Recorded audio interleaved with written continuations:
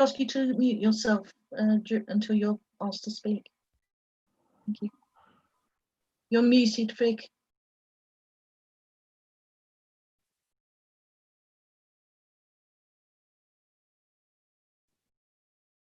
Hello? Yep, Vic. We're live on YouTube. Thank you very much indeed. Okay, so welcome to this virtual meeting of the Hitching Committee that's being conducted with members and officers at various locations, communicating via audio, video and online. Before the meeting starts, I'd like to explain how proceedings will work and to confirm that members and officers are in attendance. So when I call your name, could you please indicate that you are here so that people can see that you can be heard and hear? Councillor Ian Albert. Yes. Councillor Claire Billing. I'm here. Councillor Judy Billing. I'm sort of here. Councillor Val Bryant. I'm here.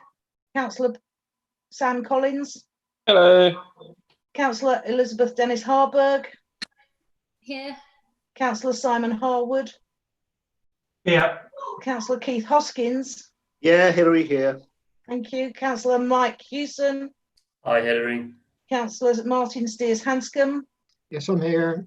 Councillor Kay Tart. Yes, I'm here. Councillor Richard Thake. Councillor Thake. Are you here, Councillor? You're on mute at the moment, Councillor Thake.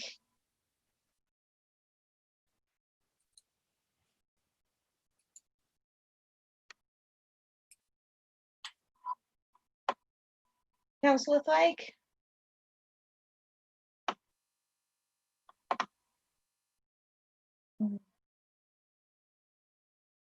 Okay.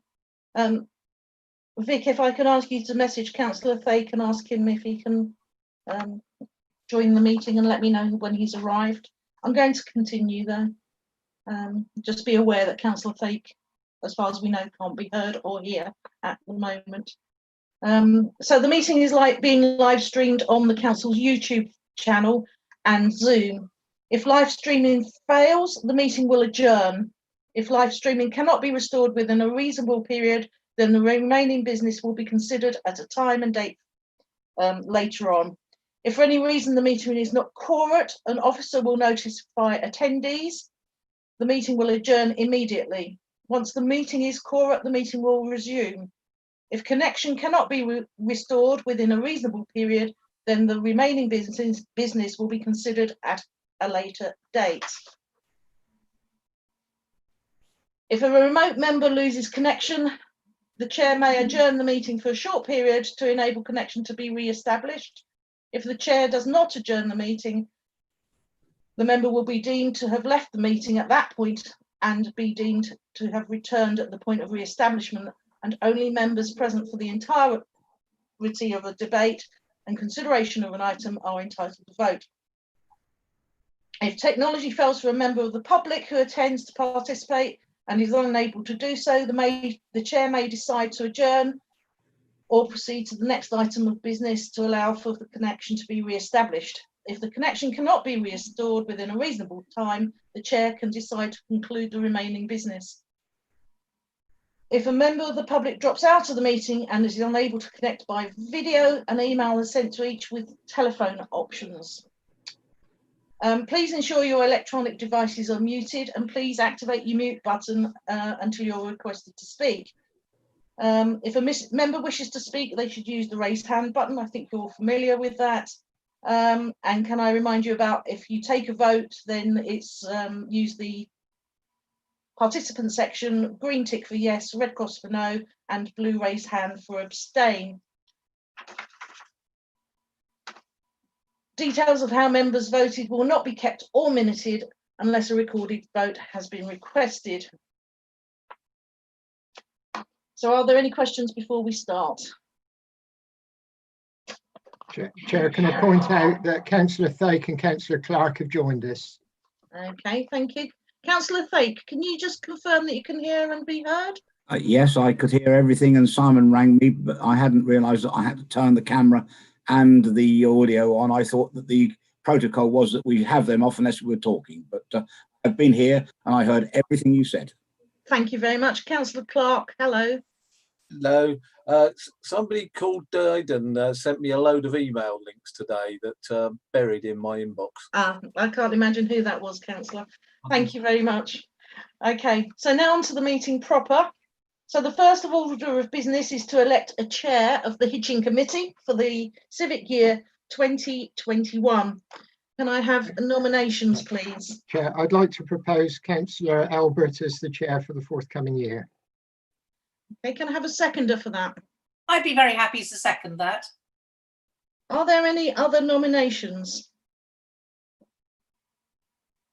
No, in that case, Councillor Albert, you are the chair of the Hitching committee for 2020-21, and can I ask you to take over running of the meeting? Thank you. Thank you, colleagues, and thank you, Hilary, for taking us through that first part of the meeting. It is genuinely a great honour to chair this committee. It's one of the favourite things I do, I have to say. Apologies for absence. The only one that I'm aware of, I'm obviously not formally a member of the committee, is David Barnard, who would hope to sort of attend to observe this evening, but is not available. But are there any other? I think we're all here, apart from. Yes, Chair, everybody's here. Yep, brilliant, excellent. Which then moves me to asking for nominations for Vice Chair of the Hitching Committee for the Civic Year 2021. Can I have a nomination for that? Councillor Steers-Hanscom. Yes, can I nominate Councillor Claire Billing as Vice Chair for the forthcoming year?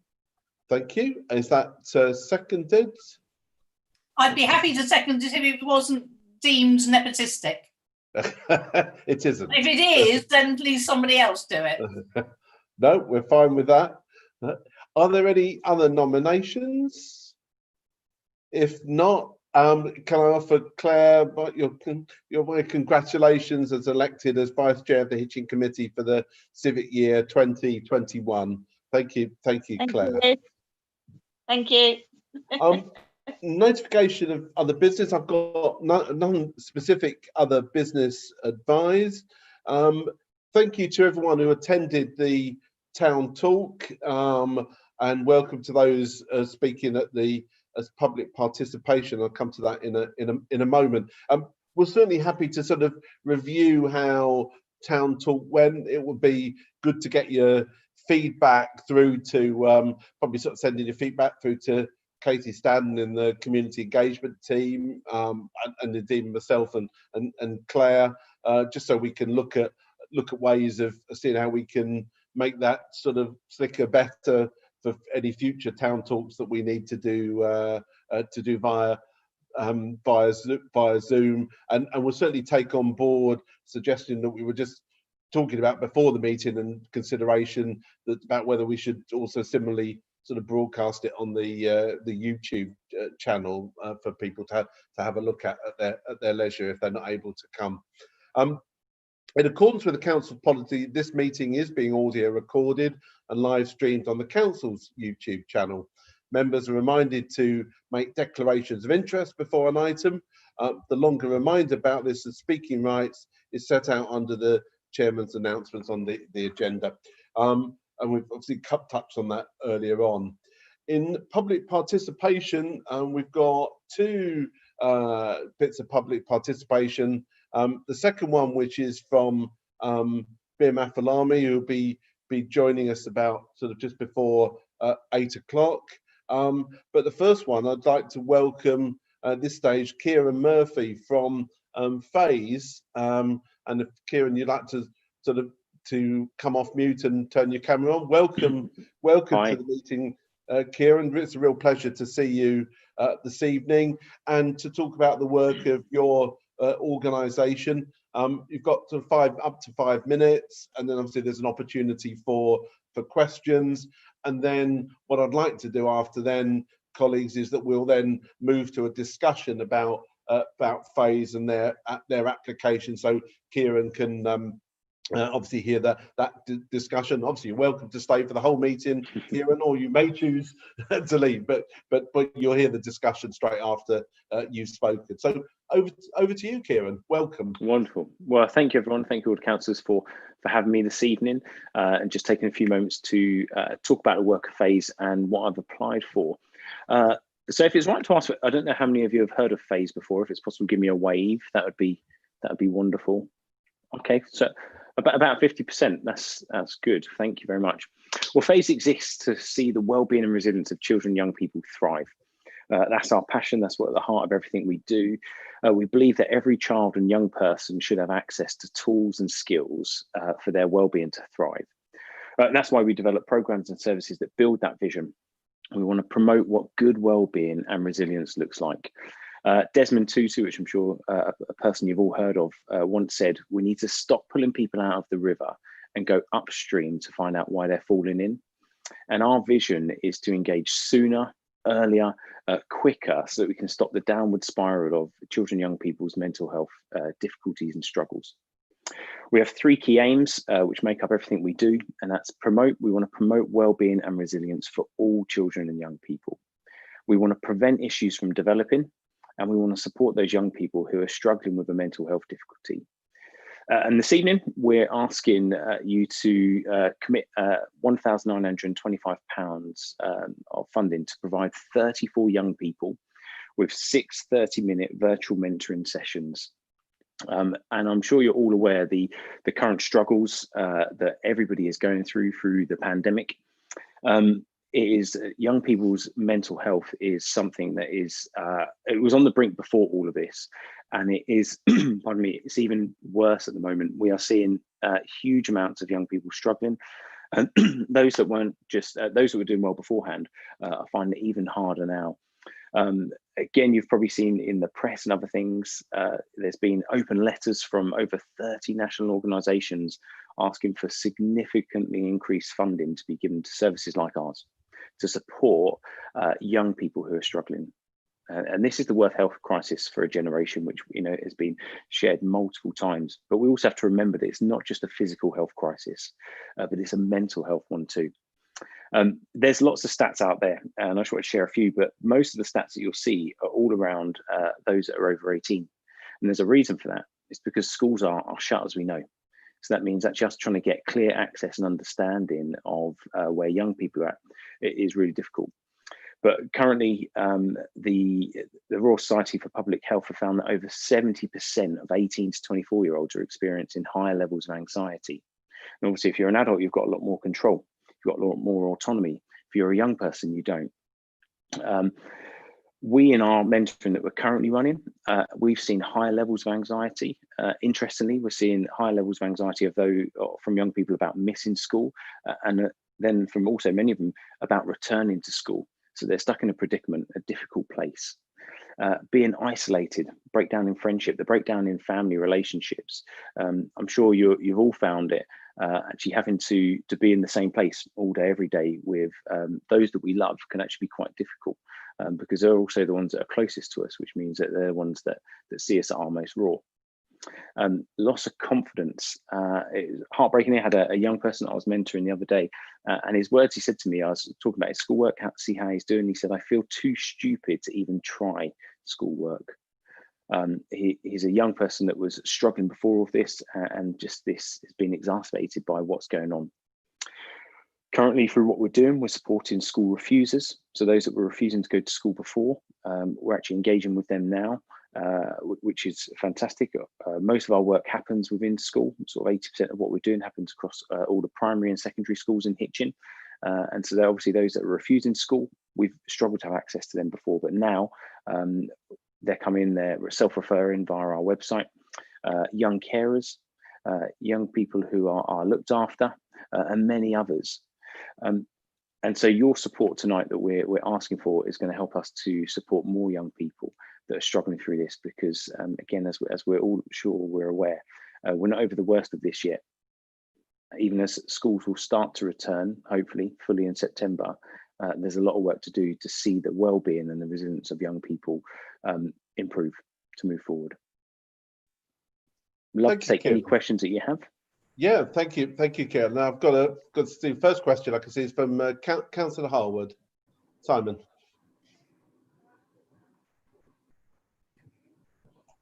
Hi, great, Kieran. Yeah, thank you, Chair. Kieran, great presentation, and you make some amazing points about not only before this crisis, where you were doing a great job, but also the immense strain that we all know has been put on all children through this. You partially answered one part of my question in your talk, which was about referrals. You said that you are able to self-refer. I'd like to hear a little bit more about how most of your referrals arrive. And the second part of my question would be, the way you seem to operate, from what I can pick up, is on a one-to-one basis. With the very disturbing times that we're going through at the minute, is there something more general that you can do in terms of a broadcast, if it was suitably funded, to a larger segment of the community to catch lots of people in one go? I, with a number of colleagues here, have the fortune of sitting on the Hitchin Educational Foundation. And obviously, whilst there are those that have challenges at the bottom, I think what we're seeing during this crisis is those that didn't have particular challenges ongoing pre-COVID now we're dropping down into a worrisome category. And I just wonder if, rather than 30 people on a one-to-one, which you must keep up for the most vulnerable, whether there is something we're able to do with a little bit extra funding, I hope, to capture a wider audience, certainly with support of the foundation and the three schools and the three primary school, senior schools and other schools in the area. Thank you. Wonderful. Thank you, Councillor Harwood. Well, let me answer that first part. Well, first of all, so our referrals come from three main places currently, and that's direct from schools. So all the schools are still able to refer direct to us. We've had a number of young people come direct, so on our website, and I'm very happy to share the link so you can see that. Young people can refer themselves, as well as parents. So parents can refer, and so that's where our sort of main way of those referrals are coming through. As you were saying about the one-to-one, yes, so the funding we've applied for is for the one-to-one service that we're providing. We are currently already producing and putting out content, YouTube content, and lots of resources that are all free to access via our website and our YouTube channel. We're sending those direct to schools as well. One of the things that we are recognising in that, Councillor, is the absolute what you were saying.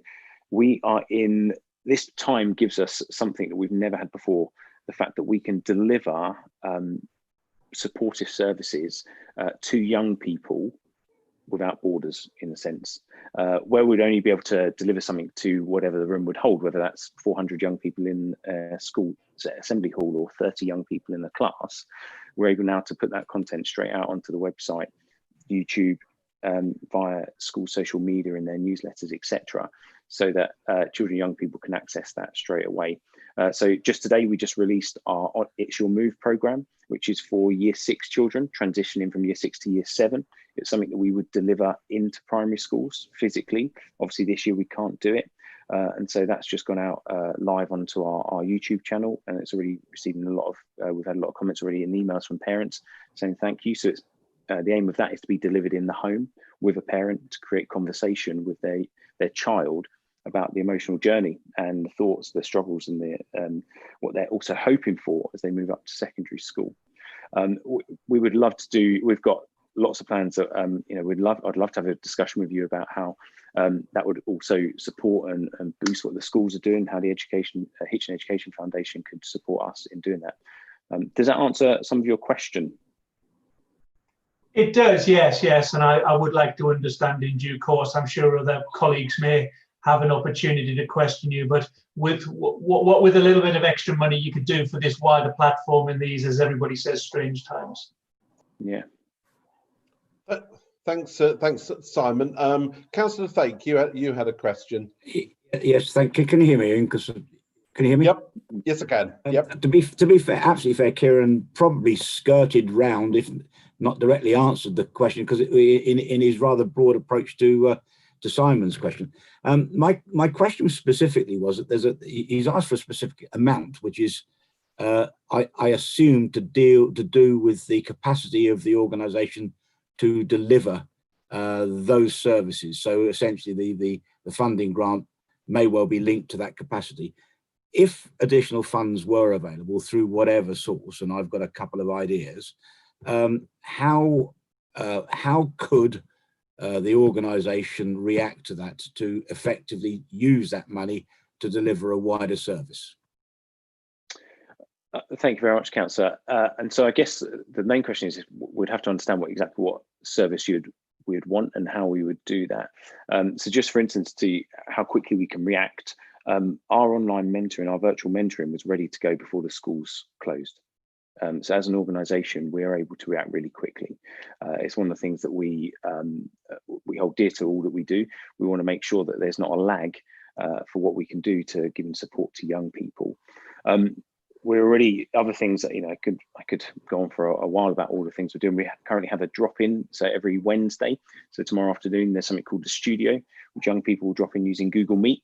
So it's a free service that we've got as a charity that young people connect with on that. So it's not about a one-to-one, but it's about creating a space, a safe space for young people to connect with. As a team, we're starting to look at, well, how do we start to provide services that are socially distanced, that are creating safe spaces for young people. We're aware that schools are aiming to be back in September, but we're already building plans for what if they're not? How do we start to deal with some of these key things that young people will have faced? All of us will have faced grief, and not just grief of losing people, but loss of endings, loss of rites of passage, and all that, the sense of bereavement that all of that creates.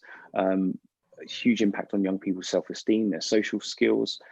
As a team, we're starting to already put plans and items like that together because we know there's going to be a need for that. And I say, as an organisation, we react quickly, and then we aim to get funded. We aim to come to organisations and people like yourself to say, please back what we're doing. Something we're also working on, because it's within our connection, is how do we support parents in all of this? We're really aware of the impact on young people, but also that those a bit of data that I shared there about how we're seeing adults are facing this issue. We want to start putting together or curating a program that is for adults to start thinking about how they build their own well-being and resilience in this time. And so we're all in the same storm. We are in different boats as we go through this, but we need the adult population to be safe, to be sturdy, to be well, so that they in turn can support their children, support their young people, that our teachers are able to return to school fit, healthy and well to begin educating again. Thanks, Kieran. Are there any further questions from councillors? If you can raise your blue hand. If there is not, no, can't see any further questions. Well, thank you, Kieran. Really appreciate that presentation and all the work that you and your organisation are doing. So much appreciated. Thank you. If I could, Katie, I wonder if we could move to whether we've got any recommendation from the community engagement team. It's on, I think it's page 29 of the agenda pack around the request and so on. I don't know whether there's anything you wanted to add to that. Yeah, just to note that obviously we work very closely with FAID. They engage with our work quite closely. They attend our network meetings, our Youth Vision network meetings, and I know they work closely alongside other organisations providing similar sort of work in the community, such as GRIT and others. Councillors have already seen the report as it was circulated due to phase being put forward for the COVID Community Support Fund. So I think it should be a fairly straightforward decision this evening. Thank you. That's great. Thank you, Katie. I can see Councillor Clark. Just wanted to move the recommendation 2.2 to give them the 1,925, Mr. Chairman. Thank you, Paul. Is that seconded, Councillor Hewson? Yeah, happy to second that, Chair. Thank you very much. Is there any other debate on that? So if I can, not, move to the vote. If you could press in participants, if you can press the green yes, the red no, or if you're abstaining, the blue raise hands, that'd be appreciated. And Chair, that's carried already. fantastic. Thank you very much indeed, and thank you very much, Kieran, for your presentation, and obviously very pleased to support the organisation and the award that, as you've requested. Thank you. Thank you very much. Really appreciate it.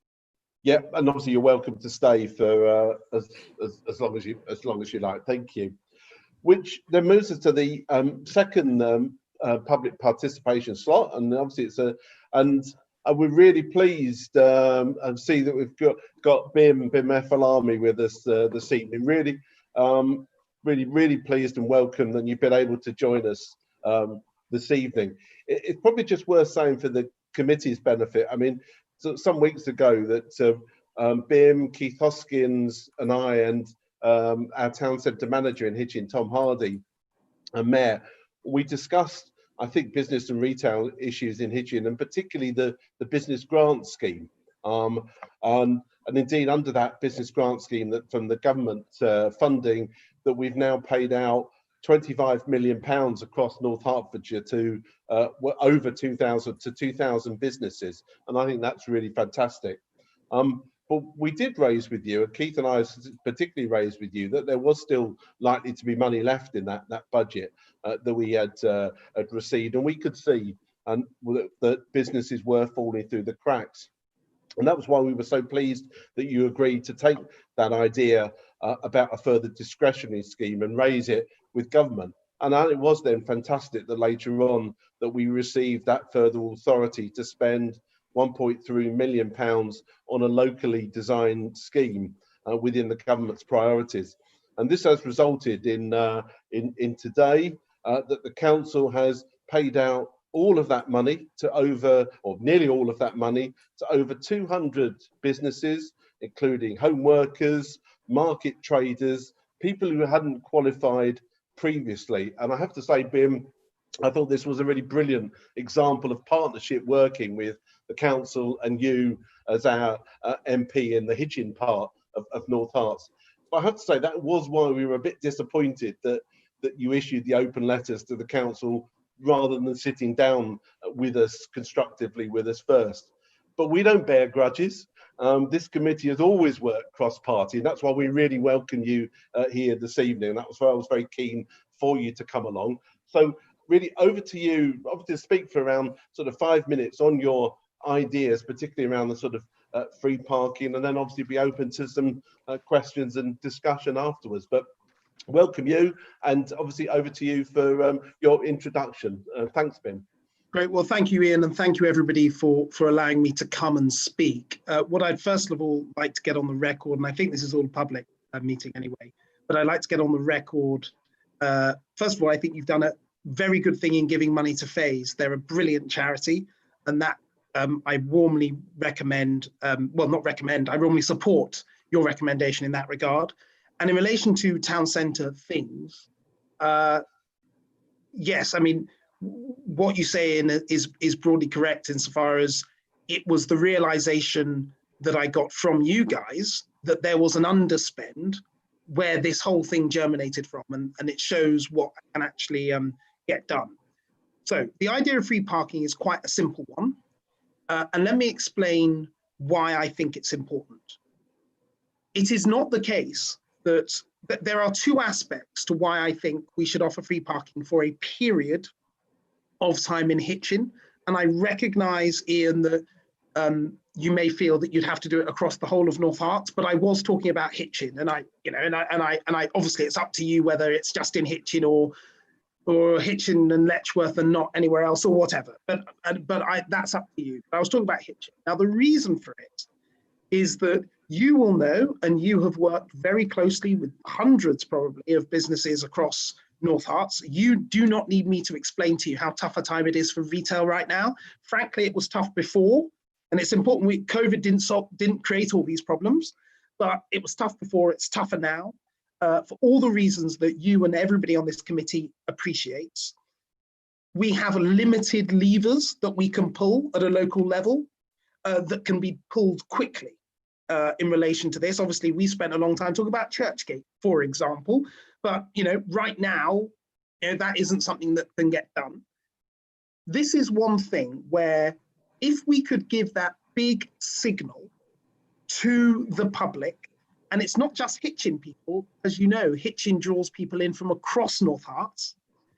Come into Hitchin because we want you to shop and be part of the town, and it's safe to come. And as you know, the town centre manager and team of BID have done a great job in making it safe and welcoming for people to come. Come into the town. Free parking can just increase that footfall a bit that has dropped off inevitably from where it was. Now, I can see two very clear criticisms of the idea. One is, well, do we need to do free parking? It's possible that actually as people's confidence grows, the car parks get nearly full again. And I could see that criticism. And the other one would be, well, even if it was a good idea, it costs a lot of money. And I think it's fair to deal, and I'll just deal with both of those up front. In relation to the point around, do we even need to do free parking? I think it has an impact as a symbol, and shopping and retail and footfall is really about confidence. But also, even if it were to increase the number of people coming into Hitchin by 5, 10, 15%, you speak to your retail businesses and they will say to you that 5, 10, 15% increase is often the difference between surviving and not surviving. So even small increases can have a really big effect on retail sector and the town. And secondly, in relation to the point around money, and look, it's expensive, and I'm sure you've done some thinking about how much you think this might cost if you did it, say, per month, how much you think it might cost. And I can appreciate that will cost money in the short run. There is absolutely no doubt.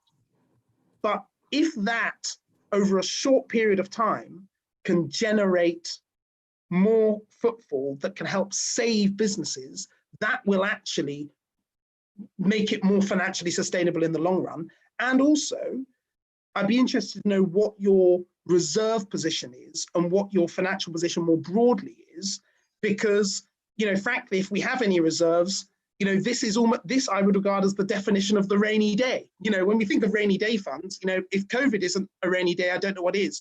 And the last thing I'll say before someone asks, and I'm sure somebody will, about additional support the government may give to local authorities. I think you're right, the government does need to do that. And I'm told, and before having this conversation with you, I had a chat with the ministers in the department. I am told that soon there will be a package coming. But as part of that package, it may well need to be that councils will need to draw on some of their resources. So I don't know any of the detail yet, I really don't, but there is more coming. So I'm not saying, oh, this is in the ether and there's nothing. I think there is going to be a package of support coming in the not too distant. So that's sort of why I think we should do it for a period of time, maybe 3 months, start and maybe see if we need to extend it. But I think it's a good idea. It can drive footfall, and we should do everything we can to get as many people into Hitchin as much. Thank you, Ben. That's great. If I can, if obviously people can sort of go on mute just while they're when they're not speaking. I've got open to questions. I've got a question first of all. I think the first hand I've got is from Councillor Steers-Hanscom. Martin.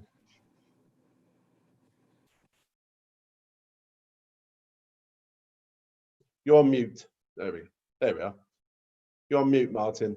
Yeah, I think somebody tried to unmute me. I'm now unmuted. And first of all, thank you very much, Bim, for coming to share with us this evening and to discuss the idea. And as you know, we do talk to you. We like to discuss ideas with you. I think we're going to be talking to you about other issues later this month. So it's really good when we work together on this. So yes, thank you for that. But as you will, I'm sure, know, I've been working with the leaders of the other councils in Hertfordshire of all parties, and looking at town centres, there are a number of issues that we need to look at.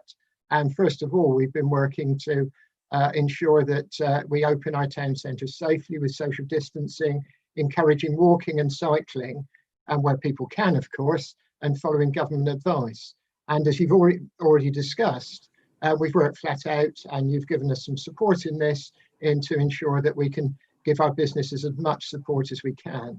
And we've responded, and I'm going on to really to talk about the issue of finance.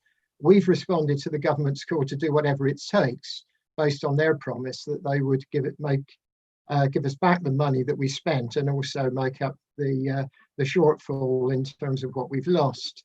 Now, you're quite right that we're likely to have an additional amount of funding, but the indications are, and we've got with David Williams at County some very good connections with what the government are going to be doing.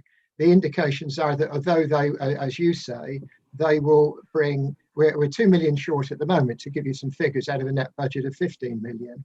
And the indications are that we will have to dip into our reserves. Now, we have certain reserves.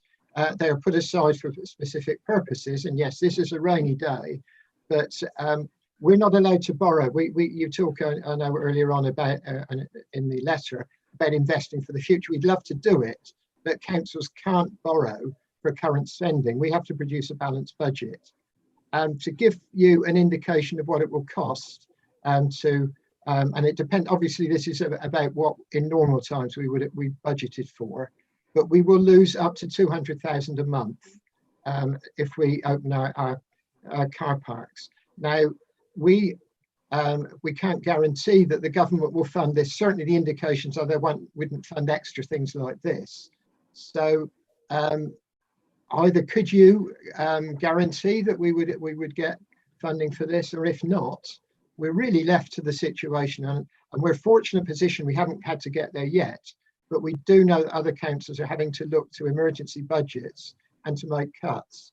And really, in terms of priorities, we don't think actually, and I know other people may well be raising some of the other issues, this is the sort of priority that would make us say, we'll do that, and in return, we'll cut another service, because clearly we are very close to the edge. We've had years and years of cuts. So although there are some reserves, they're not going to be able to make up those sorts of figures. So would you suggest that we cut something else? Or, perhaps this is something we should really have to think very carefully about. Thank you, Ben. Do you want to respond to? We may as well just respond to each one. It depends how many you've got, because if you've got a bunch, I was going to respond to them all. If you want to respond to that one, and then I'll take a couple more. Just to say, obviously, I can't admit we would get central government funding for this. No, I can't do that. What I can say, however, is I do think that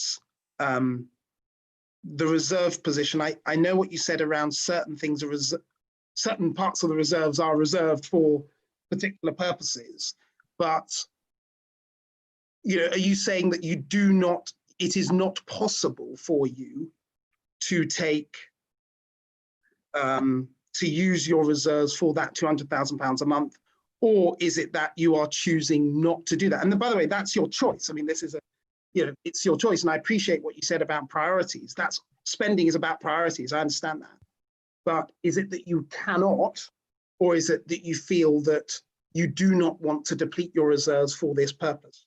Is that where we are? It's more complicated than that, Ben, which is why I'm glad you're here. We are saying this is one thing we could look at, but I'm sure other questions will come up, will indicate some of the problems about that as to why we do it. So in other words, we could look at this as part of a package, but there are other things that are priorities too. And clearly we know that the situation is likely to get worse in terms of losses. We've got our leisure centres, we've got lots of other areas where we're having real difficulties. And so this is one in the pot we could look at, but I know others want to come in and raise some of the other difficulties. So thank you, Ben. Yeah, thanks. Right, so if I take I'll take take a little group of a couple of questions. And just so you know, Ian, I've got 8:30. I've got to 8:30. Okay, well let's plough on quickly then. So if I take Councillor Clark, Councillor Dennis Harburg, and Councillor Harwood as the next sort of three questions. Thank you, Bim, for speaking to us tonight. As other people have said, free parking is something we were looking at, but there is priorities. The concern I have is that our town centre is not fully open as yet. The restaurants and bars can't have people in, so the concern of bringing people in now, to the town centre and loading it, a Bournemouth Beach situation, which I'm sure you're not advocating, because we wouldn't want that. It's the safety. We have to put in a COVID recovery plan that is good for our community and for commerce in the area. Can I ask what evidence there is that parking charges are reducing the footfall as it is at the moment? Pre-COVID, Hitchin was often reaching parking capacity because it's my portfolio, so I'm well aware. So what effect will this have on things? But as I say, there's not a full range of things in the town centre at this time to take part in. Councillor Dennis Harburg. Thank you very much, Chair. I'm pleased that Mr. Afalami thinks that sorting out free parking just for Hitchin, not the whole of North Herts, is simple. What concerns me, though, is in his speech, I didn't actually hear anything around the strategy for how this might actually work and how this would actually increase business and commerce and help our town centres and indeed this authority recover from the pandemic. So I would most certainly welcome elaboration this evening, or perhaps circulated to members in the community after this meeting. But equally, I think what's important to note are that there's a number of other long-term measures that could be put in place to support our business community, not just through the pandemic, but through the new normal. So things around business rates, perhaps, which I'm certain Mr. Afalami will agree are manifestly unfair to the communities from which they're collected. And I would welcome his thoughts on that. And then we'll take one from Councillor Harwood. Thank you. I actually won't be any surprise to you, would like to support BIM's proposal. I find some of the comments by colleagues on the call rather strange this evening. Let me start with Councillor Clark, who obviously now runs the portfolio. His colleague, Councillor Hoskins, is the previous town centre manager. Councillor Harwood, yeah. Look, if we could stick with a question to BIM for now, I will allow an opportunity for some debate after that. I'm conscious if BIM's only here till 8:30, so if we could stick with questions to BIM for now, please have your debate. We'll have a debate after, discussion about it afterwards. Is that okay? Sort of, but I mean, I want to make the point very clearly that I'm shocked if you all don't know, but car parking income can only be spent on upgrading the car parking schemes. So this is not going to hit the general reserve of the council. It's only going to hit the reserve for upgrading the car parks, is the point I would make. Okay, thanks. Do you want to pick up any of those points, Bim? Yes. So to deal with Councillor Clark's point first, it's a very thoughtful point around the fact that not everything's open straight away. I can see that wanting to avoid the sort of beach situation. I hear you with that, and I think that's a good point. And I think that's a good argument for saying, well, you do want to do it, but you may want to wait for a little period of time before you do it. And I think that is a perfectly reasonable point, and I think that's one that I would be perfectly happy to live with if that was the decision the council came to. So I think that's a perfect argument. And of course, nobody wants to see sort of overcrowding, but we're not talking about overcrowding. We still need to increase footfall. Footfall can be, the town centre can be busy, but people need to be busy in a safe way. You know, people are still on Oxford Street, and Oxford Street's pretty busy, but it can be done safely. So, but I think the core point you make around that is a perfectly sensible one. Councillor Dennis Harburg. So, a couple of things.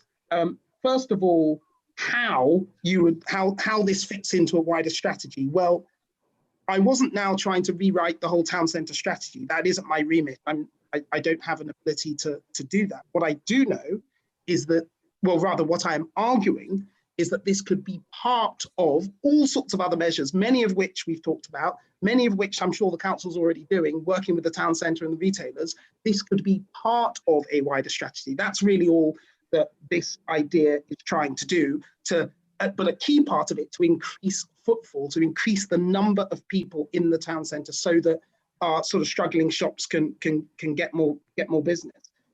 The point Councillor Dennis Harburg made around business rates is a very good one. I think I've said publicly a lot, business rates are pretty much the worst tax that exists. And I would love nothing more than to see them reformed. The Chancellor's is doing a review of it. We will see where that ends up, but I'm completely in support that I think business rates are a bad tax, and I think that we should, and this is one for the government and for Parliament, is to work out how we can come up with a better way of and a fairer way of taxation. So I'm completely in support of that point. And to Councillor Harwood's point around the car parking being reserved in effect for upgrades to the car park, I think is a very, very good one, and just needs to be borne in mind as you make your decision. Because if the decision is, well, we don't want to do it because of the financial priorities, and again, spending is about priorities. I'm not saying it's illegitimate for you to make that. But if that is the decision, it would seem strange if those priorities in relation to car parking would only affect saying, well, we think this money could, later on, we may want to spend more on building up the car park. So, refurbing and keeping the car park sort of in good order, which again, I'm not saying isn't important, but I think at the moment, it would strike me as the priority should lend itself more towards getting more people in the town. That's my view. So hopefully I dealt with those. Good, thank you. The next question is for Councillor Tart. Thank you, Chair, and thank you for coming this evening, Bim. You've used the word footfall twice this evening, and I hate to use the word opportunity, but the COVID crisis has provided us with an opportunity nonetheless. And notwithstanding some of the other very, very valid points that my colleagues have made, what we are supposed to be doing as we go forward in light of the climate crisis is to encourage our residents to walk and to use their cycles to get into our town centre. We already have massive issues and have had with air pollution levels in and around Hitchin, and I don't think that encouraging more cars when we have a unique opportunity to encourage people to maintain the changes they have made through the lockdown by doing something like this is what we should be focusing on. We have a massive green agenda at North Herts District Council since the joint administration took over, and it's something that I think we should really be focusing on. And whilst the economic recovery is very important, as Paul said earlier, Hitching car parks have historically been at absolute capacity. So I really don't see how providing free parking is likely to draw more people in. And we really have to focus on things other than cars. Sure, thank you. And Councillor Collins. Yeah, thanks, Chair. Look, we've estimated, based on the losses we've had in April and May on the parking, it's going to cost us 200,000 per month in lost revenue from parking. So suspending parking charges would be really expensive. We've got to that point. But if we're going to be spending, say, £400,000 on increasing car use, and for all the reasons Kay said, that's probably not the right focus. Actually, if we have that spare £400,000, would it not be better to use it to boost the local economy by helping out all the small businesses that have been left behind by the government scheme, this so-called excluded? We've heard very little from Bim about what he's going to do about those companies. We've had nothing from the Chancellor about those. And actually, by helping the local economy, the best thing to do is help those local businesses. We lost another shop in Hitchin today. So what's he going to do about it? Yeah, thanks. Do you want to pick up those two questions, Bim? Of course. So I thought Councillor Tart's point is a very important one, but let me say why I disagree with the aspects of it. So the point you made around the green agenda and making sure that we have as green an environment as we can is obviously important, and we're committed, and everybody's committed to that. I think, however, the question is either free parking draws in more people or it doesn't. We can't have it both ways. So when Councillor Tart said, well, she doesn't actually think that it would necessarily draw in more people on one hand, but on the other hand is saying, well, it would worsen the pollution. One or the other has to be true, right? Now, I happen to think that the cars are not illegal. People rely on their cars a lot in North Herts to get around. Many parts of North Herts are very rural. They rely on their cars to come in and out of town. That isn't going to change in the next 3, 4, 5, 6 months. Giving more of a signal for people to come into the centre of Hitchin and spend their money there rather than spend it at home on Amazon, where, by the way, a delivery driver comes and drives from wherever warehouse and drops it at their house, I think isn't necessarily a bad trade, bearing in mind the economic consequences of that. But I recognise it's a point of opinion, and it's not by any means. I thought it was, it's a perfectly sensible point of view that Councillor Tart takes, but I just disagree with it. In relation to Councillor Collins's point, so he said it was expensive. Okay, and we've talked about that, and Councillor Harwood made the point that actually this money is, the car park money can only be spent on effectively the car park or other car parks within North Herts.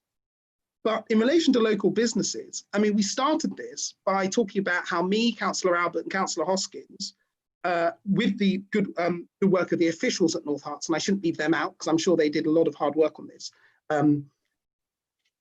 we actually spent, the discretionary fund by the government was really a very, very good example of dealing with companies that hadn't hitherto been covered. I think that's a really good example in terms of what I've been doing, which is that, and that actually ended up being a national scheme.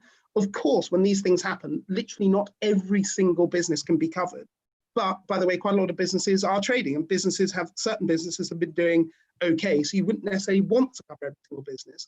And the last point I'd make is the only sustainable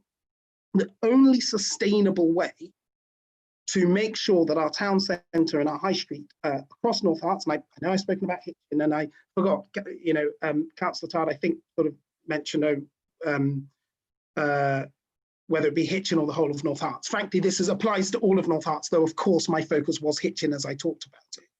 But the only sustainable way is to get people using them. Grants are not a sustainable way of keeping a business going if people don't use the business. So really, the sustainable way to economic growth is getting people in the town centre using the businesses. Right, I've got just a few more questions. I hopefully got time to pick these. Yes, go for it. Yeah. So okay. So next week, Councillor Fake, did you want to ask a question? Thank you, Chairman. The answer simply is it was a statement which I put out on chat. I need to make it absolutely clear. Whilst I absolutely support the initiatives being discussed here in terms of trying to make our town centres more vital,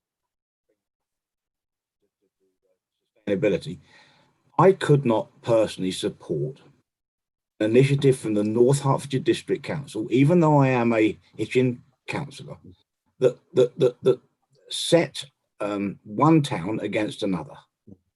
And if we're going to do it, and I'm listening to the arguments about why it might be difficult, if we are going to do it, the only way you would get my support, Chairman, is if it was across the entire North Hertfordshire to extend the same courtesy to each of our communities. And that's all I want to say. Okay. Thanks for that. We'll move to Councillor Judy Billing. Thank you. Hello, Ben. Lovely Hello. to see you. I have been listening really hard to this debate, and one thing I haven't heard is any evidence as to why you picked on that particular issue to go open letter publicy with. So I've not heard the evidence as to how that would bolster our local businesses. Now that makes me a little tiny bit fearful that we might be in the realms of populism, which is something I don't enjoy very much, either side of the Atlantic, but maybe you thought it was a quick win, even whether there was evidence or not. And have you considered the possibility that Hitchin being the sort of place it is, it might not even be a fantastically popular notion, given the stuff we're talking to residents about, and we're at the town talk about cycling, about greenness, about noise pollution, about about lorries screwing up the whole place. I think maybe you're being a little tiny bit old-fashioned. How would you respond to somebody as old as me telling you that you might be being old-fashioned? Okay, and With fear. And the last, I think the last question I've immediately got is from talking of old-fashioned. We've got Councillor Hoskins. Oh, thank you. So the nicest things. Parking is always an emotive issue. I mean, it's what brought me into town centre management all those decades ago. I've never yet known a town centre business not complain that car parking is too expensive. Having said that, it is sometimes good to signal to business in the short term that you are trying to support them through targeted temporary relief on parking charges for short periods of time. It was done in Hitchin some years back when we did free after 3 in, I think, 3 of the central car parks for a little while. I don't know it was desperately effective. I don't think it cost the council a lot of money, but it did give the signal that we were trying to support. I'd take Councillor Fake's point across all the towns, but we come back to the old adage that it's a lot easier in Letchworth because the parking charges there are mostly controlled by the Heritage Foundation, who have about 80% of the car parking spaces, and they are, of course, providing free parking for a little while. We are a rural area. We're always going to need the cars, particularly with government not exactly encouraging anybody onto public transport, such as it is at the moment anyway. So the cars for the rural areas are going to be needed. Whether we can consider a raft of ideas that will include maybe a resurgence of free after 3 on certain afternoons. There's certainly no point in providing free car parking on a Saturday when you can't get in the car parks anyway. We've talked about this before. Blanket free parking is no good. It would need to be targeted anyway. There's not really a question there. I'm sorry about that, Bim, but I'm sort of supporting you on it. But Bim, do you want to pick up those points? So Councillor Fake's point, very clear, fully understood, and of course that's up to the council to decide. Councillor Billing, I mean, I have to say it's the first time I've been described as old-fashioned, but I'll take it as I'll take it as me growing old in the Conservative Party. The point you make around evidence is very important and very interesting. This idea came out of 2 things. It came out of me getting a call from a friend who lives in Letchworth, one. That's not And it also, no, and I understand the point around Letchworth Heritage Foundation was saying it came out of that first of all. And secondly, I then, on hearing this, I thought, I wonder whether this is a good idea or not. I went and spoke to a bunch of my colleagues, and a lot of places across the country are doing this in some way. And so, and by the way, this isn't the only thing they're doing. Every town centre is at the moment thinking not just about how to get people safe, but how to entice people in, etc. This is quite a common remedy that many town centres have decided to try. So because it was being done elsewhere, honestly, I knew that it was being done in Letchworth. And by the way, when I first knew about that, I didn't realise that it was the Heritage Foundation. Obviously, subsequently, I found that out. So I knew it was being done reasonably close to home. I know it's being done in various places across the country. There is no evidence as to, at the moment, statistically, if you reduce it by X amount, you get Y back increase in footfall. That doesn't exist at the moment, or at least I haven't seen it. So there is no evidence. And sometimes you have to try things out in a targeted way and see what happens. But I accept your view that there is nothing, no piece of paper I can show you. What I know is it's been tried in lots of places. And the third point that Councillor Hoskins made, I think it's a very good one, very sensible one. As I made very clear in my initial remarks, it's as important as a signal as it is as a technical measure. It's important that it can be done in a targeted way. Of course it can be done in a targeted way. Of course it can be done in a way that applies on certain days at certain times. All of those are very, very relevant considerations, and I'm perfectly willing to accept if the recommendation from council is we'll consider it, but we need to consider it in a much more targeted way that has to be worked out over the next couple of weeks or whatever. I think that's a perfectly reasonable thing to say, bearing in mind that the signal is also needs to have a very practical impact. It needs to have a practical impact. So, for example, Saturday at midday is not as important to do pre-parking then as, I don't know, a Monday morning, for example. I'm picking this up. So again, I think that sort of thing is grappling with the idea, engaging with it, and seeing if there's a targeted way in which it can make a real difference in a way that as many people as possible can support it. So I accept that broader point. Thanks. Have you discussed the idea with Sir Oliver Heald? I haven't, but I have discussed it with other colleagues. I guess it feels relevant here in terms of the discussion we've been having. No, I mean, you'd had that. Yeah, I mean, I will, but I mean, I sort of thought I would discuss it with them, you know, when almost. I mean, this all came up quite quickly, and I haven't had a chance to see him. But you know, I can speak to him tomorrow morning. You know, I will make a point of speaking to him. I mean, I guess you could have sent him an open letter as well, but I mean, that's perhaps, no. In fact, I know he's he has seen it. I have sent it to him. I just haven't spoken to him about it. So he has. Of course, no, he definitely saw it. I sent it to him at the time.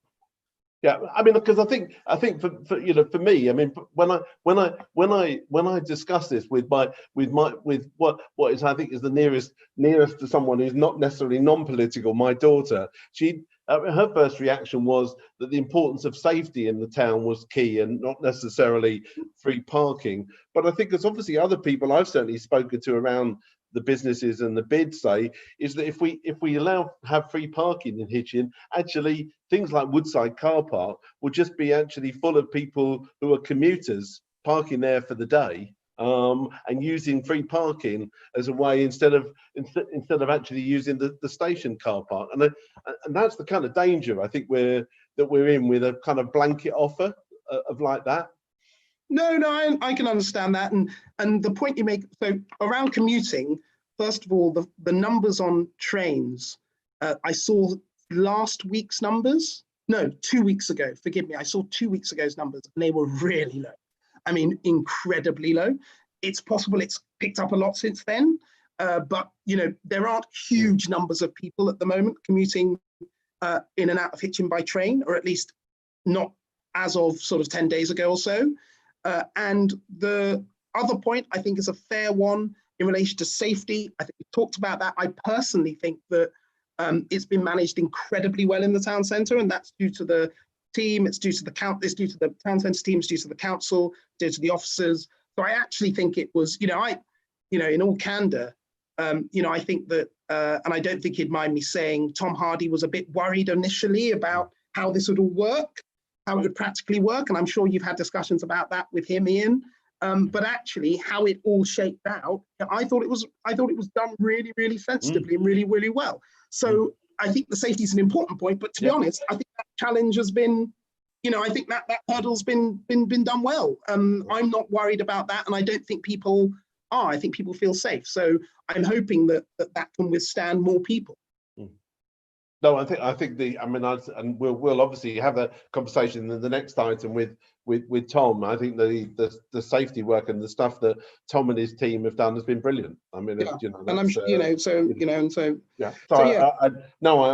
I completely. I'm conscious that you. I don't know how you are for time, but what I would certainly hope is, we'll obviously have a discussion now with council colleagues and so on, and see whether what they want to do. It's not a decision-making body, as you know, but clearly, obviously, we can make recommendations and suggestions to cabinets and the council. But what I certainly would hope is that you would take up the offer that I know that Councillor Clark and Councillor Steers-Hanscom had made about actually sitting down and talking to them in a bit more detail around some of these things, because I think that's the way to do business for me. Okay, that's fine. And my hand is duly slapped by you and Judy. I take the slapping. Fine. Yeah, and so I think. But Judy, I'm scared of her, so that's sort of also. Well, so am I, but that's another story. But I don't know whether Councillor Steers-Hanscom wants just to sort of say anything in conclusion, and in terms of how you would see kind of going forward and any sort of next steps in terms of meeting with BIM and so on. Oh, thank you, Chair. Yeah, as I said when I was. Also say Councillor Clark wants to add anything as well as the portfolio holder. Yeah, as I said when I was interviewed on Three Counties Radio, my virtual door is open. So, you know, if there are particular issues, I mean, this has been a very good discussion, and I think Keith's point about targeted free parking is something we can very seriously look at in amongst all the other things. We're working on a recovery program, so you know. All right. So how about this? If you could, so how about this? I go away. I give a more targeted proposal. So, for example, and again, I'm really not prejudging this. This is just me off the top of my head. After 3, seeing as it's been done before, on every weekday, for example, yeah. And I present that to you in written form. Yeah, is that something that then, is that what you'd like me to do now in the next few days and then send it back to you? Would that be helpful? I think, yeah, certainly to let us have something more targeted. I mean, clearly our officers will have the evidence that we need, so we need to put it. And I think this discussion has brought some of those things out. But yes, if you've got specific proposals, yeah, I mean, I can come up with, I can do something more targeted. Yeah.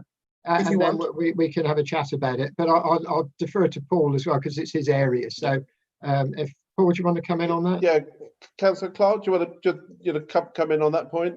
As I say, it is something we're looking at and have been. It's the timing and the priority of what we do when we do it. That, as Keith has said, the 3 after 3 is something that would attract extra footfall. People finishing school and going down to the town, but they've got to be secure in the knowledge that they're safe. You know, so that might, you know, be a few months away, you know, when more places are open that they could take the kids and the businesses are able to cope with. Because at the moment, there's queues outside the banks, you know, and business is not as usual. We need to get back to business as will be the new normal, which may make changes, and it's to be able to see that. And it's difficult to see that now, but going forward, things will become clearer and we'll be able to make judgments. So just on that, and look, I hear you, Councillor Clark, I do hear you, and I know that your concern is the safety one, and that's completely appropriate. What I would just push back on just ever so slightly is that we can just say, we're going to wait, you know, a while, because at the moment businesses are finding it difficult. One of the reasons why we're moving from 2 meters to a 1 meter plus rule is to make things practically a bit more manageable, particularly over the summer, where frankly things can happen outside. When we get into winter, look, it's your guess is as good as mine how that ends up practically working.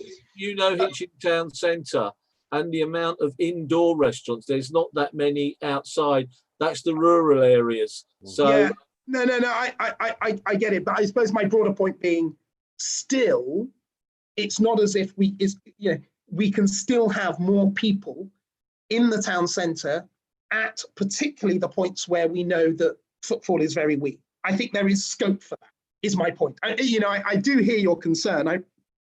I do, and again, if you take a different view, I'm not, it's a perfectly legitimate view to have. I just think we can push that more because I think businesses need it. That's my view. So, but as I say, I think it's been a really interesting, good discussion. I completely see other points. I think that a more targeted approach, I can definitely work something up and send it to you in writing. And my hand has been duly slapped by the open letter, and I hear that.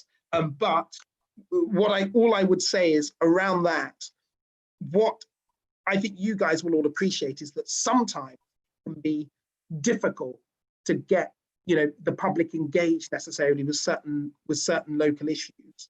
The good thing about this is that I've received more emails about this than on most local issues, more than even like housing, when there's a housing development or something. So a lot of people feel strongly about it one way or the other, and I think that that's an important thing in engaging people.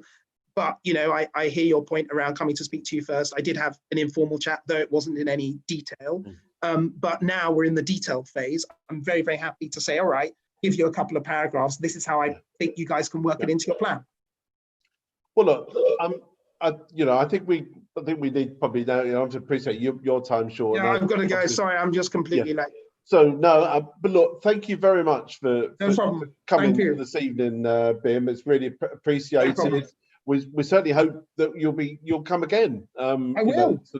We really. I think it's good to have these discussions and debates at the committee. So we really appreciate your time, and we look forward to hearing from you. Speak soon. Thank you. Thank you. Cool. Thank you very much. Right, colleagues. What I thought probably, is there sort of anything further we want to cover on this now? Is there any sort of further recommendations that you'd like to take from this committee to recommend to kind of Cabinet Council? There's obviously a piece of action that BIM is obviously going to take forward in writing to, I guess, to Councillor Clark with further thoughts on the issue. I'm absolutely sure that we'll want to, obviously reflect on that. But I mean, is there anything kind of further people would like to kind of discuss on this evening, and so on? If you can, I know some people have left their hands on, so I'm not quite sure who's. I've just put mine on, Chair. Right. I was just going to suggest that, given Bim has said he'll write to us, that we await that before we take anything further, because I think a number of ideas have gone round, but I don't think there's a consensus on what we do. We need to look at what he says and take it from there, and clearly we can do that. No, and it would only be right, and since I kind of cut him off in his prime, and I don't know, is there anything, Councillor Harwood, you wanted to to add? And I think, as I did say, we would have a further discussion, but so give you that opportunity just to finish off. No, it was perhaps when I was speaking, I was misunderstanding. I mean, obviously you quite correctly all heard Bim say free parking all the time. And sorry, I maybe had in my head, I didn't think that that's what he was particularly talking about. I thought we were talking about certain times. I was interested, I think it was Councillor Steers-Hanscom that mentioned, you said, Martin, you said, we know who's in the car parks at what times, I think, or something along those lines. I've never seen that evidence, because obviously we don't have barrier controlled entry to most of the car parks, and therefore there we don't have loading times at particular sort of times of the day. The only other thing, Chair, just it wasn't me. Sorry, it wasn't me. It might have been Paul. I don't know, but apologies. Just on that one time, we do have that data. We do we? Okay, I'm not sure how we collected that then, but or you have the data because of the ticket sales. As simple as that. Right. If you want to speak, can you just put your hand up? Otherwise, we'll just get lots of people talking over. Councillor Harwood, you just want to. Yeah, sorry. The last point that I think we should throw into the mix is obviously that there is something in between full price and free. Maybe we should also look at discounted pricing. And before anybody says this is a bad idea, I've got all of the press quotes from Councillor Hoskins over the past 5 years that have said that's an excellent idea. So I think that there's other options to look into as well. Okay, right. I'm going to take Councillor Clark and Councillor Collins, and then we're going to finish. Councillor Clark. Well, one thing we are doing is positive, is not hiking the prices, because we were due an increase this year. So that is one thing that's being done.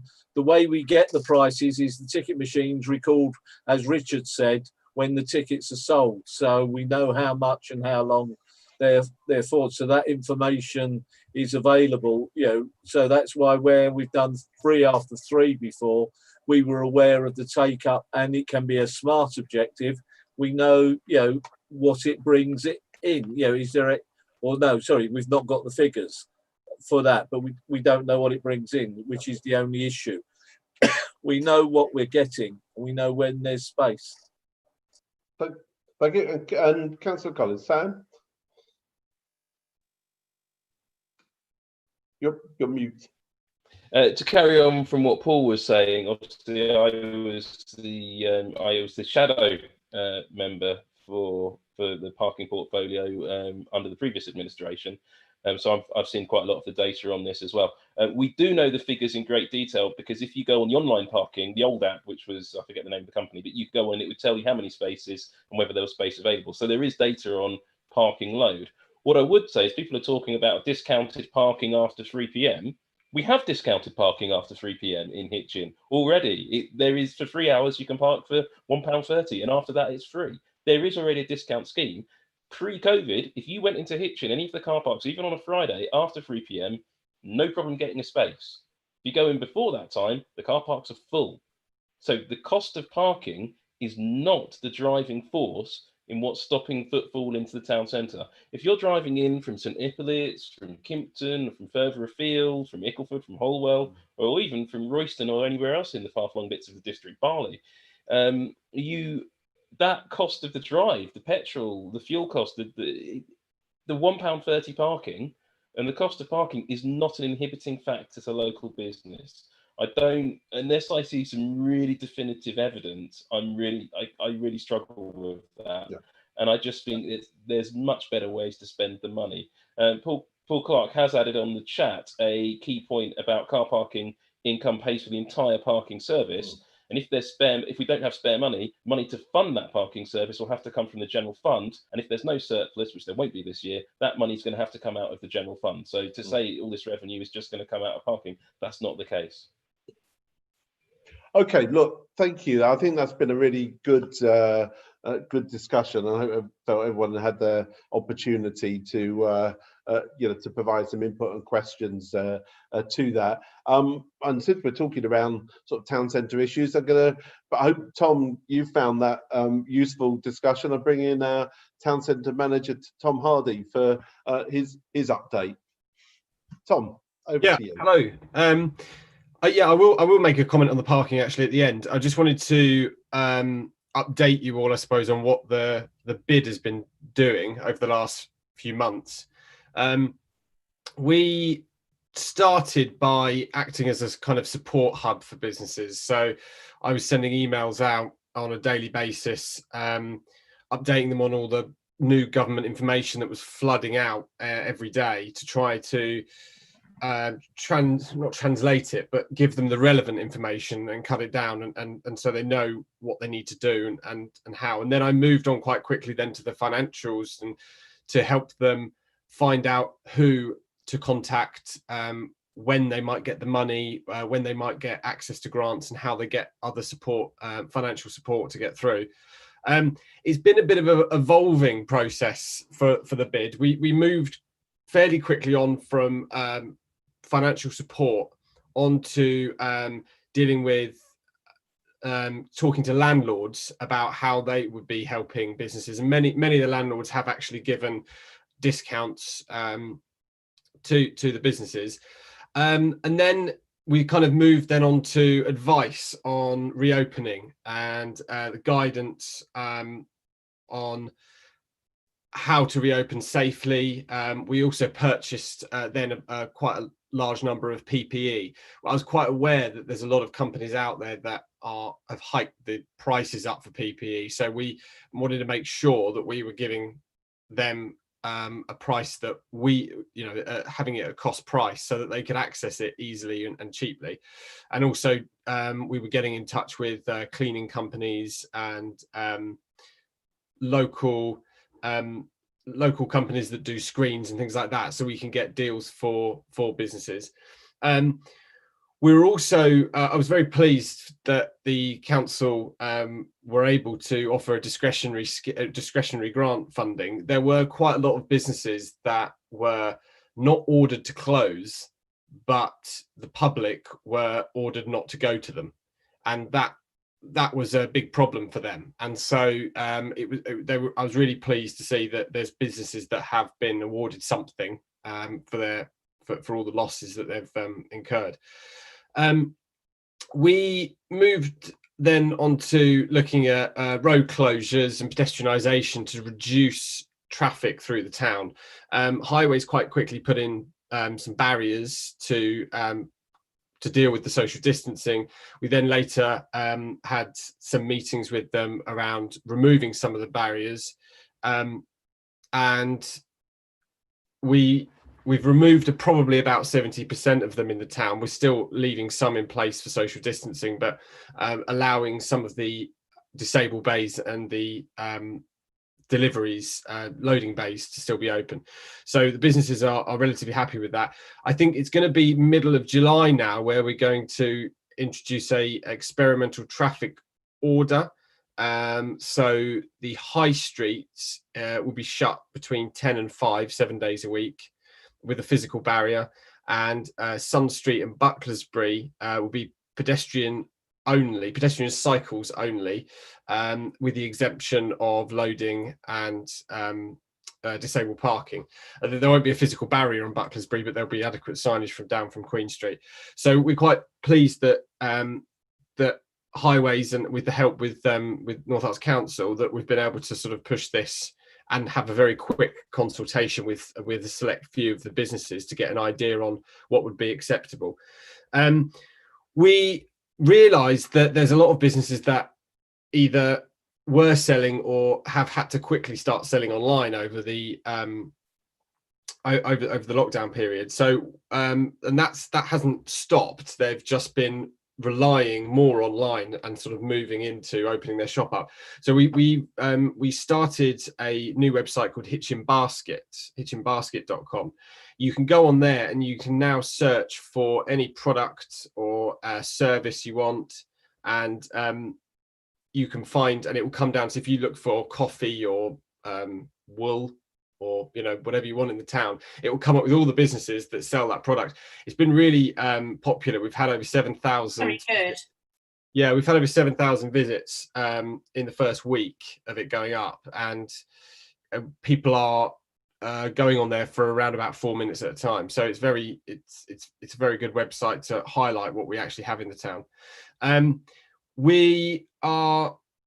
We're now working on a new concept on the marketplace, where we split the areas between the pathways up into five sections, and we give an opportunity to businesses that don't have outdoor seating to allow them to create a dining area on the marketplace.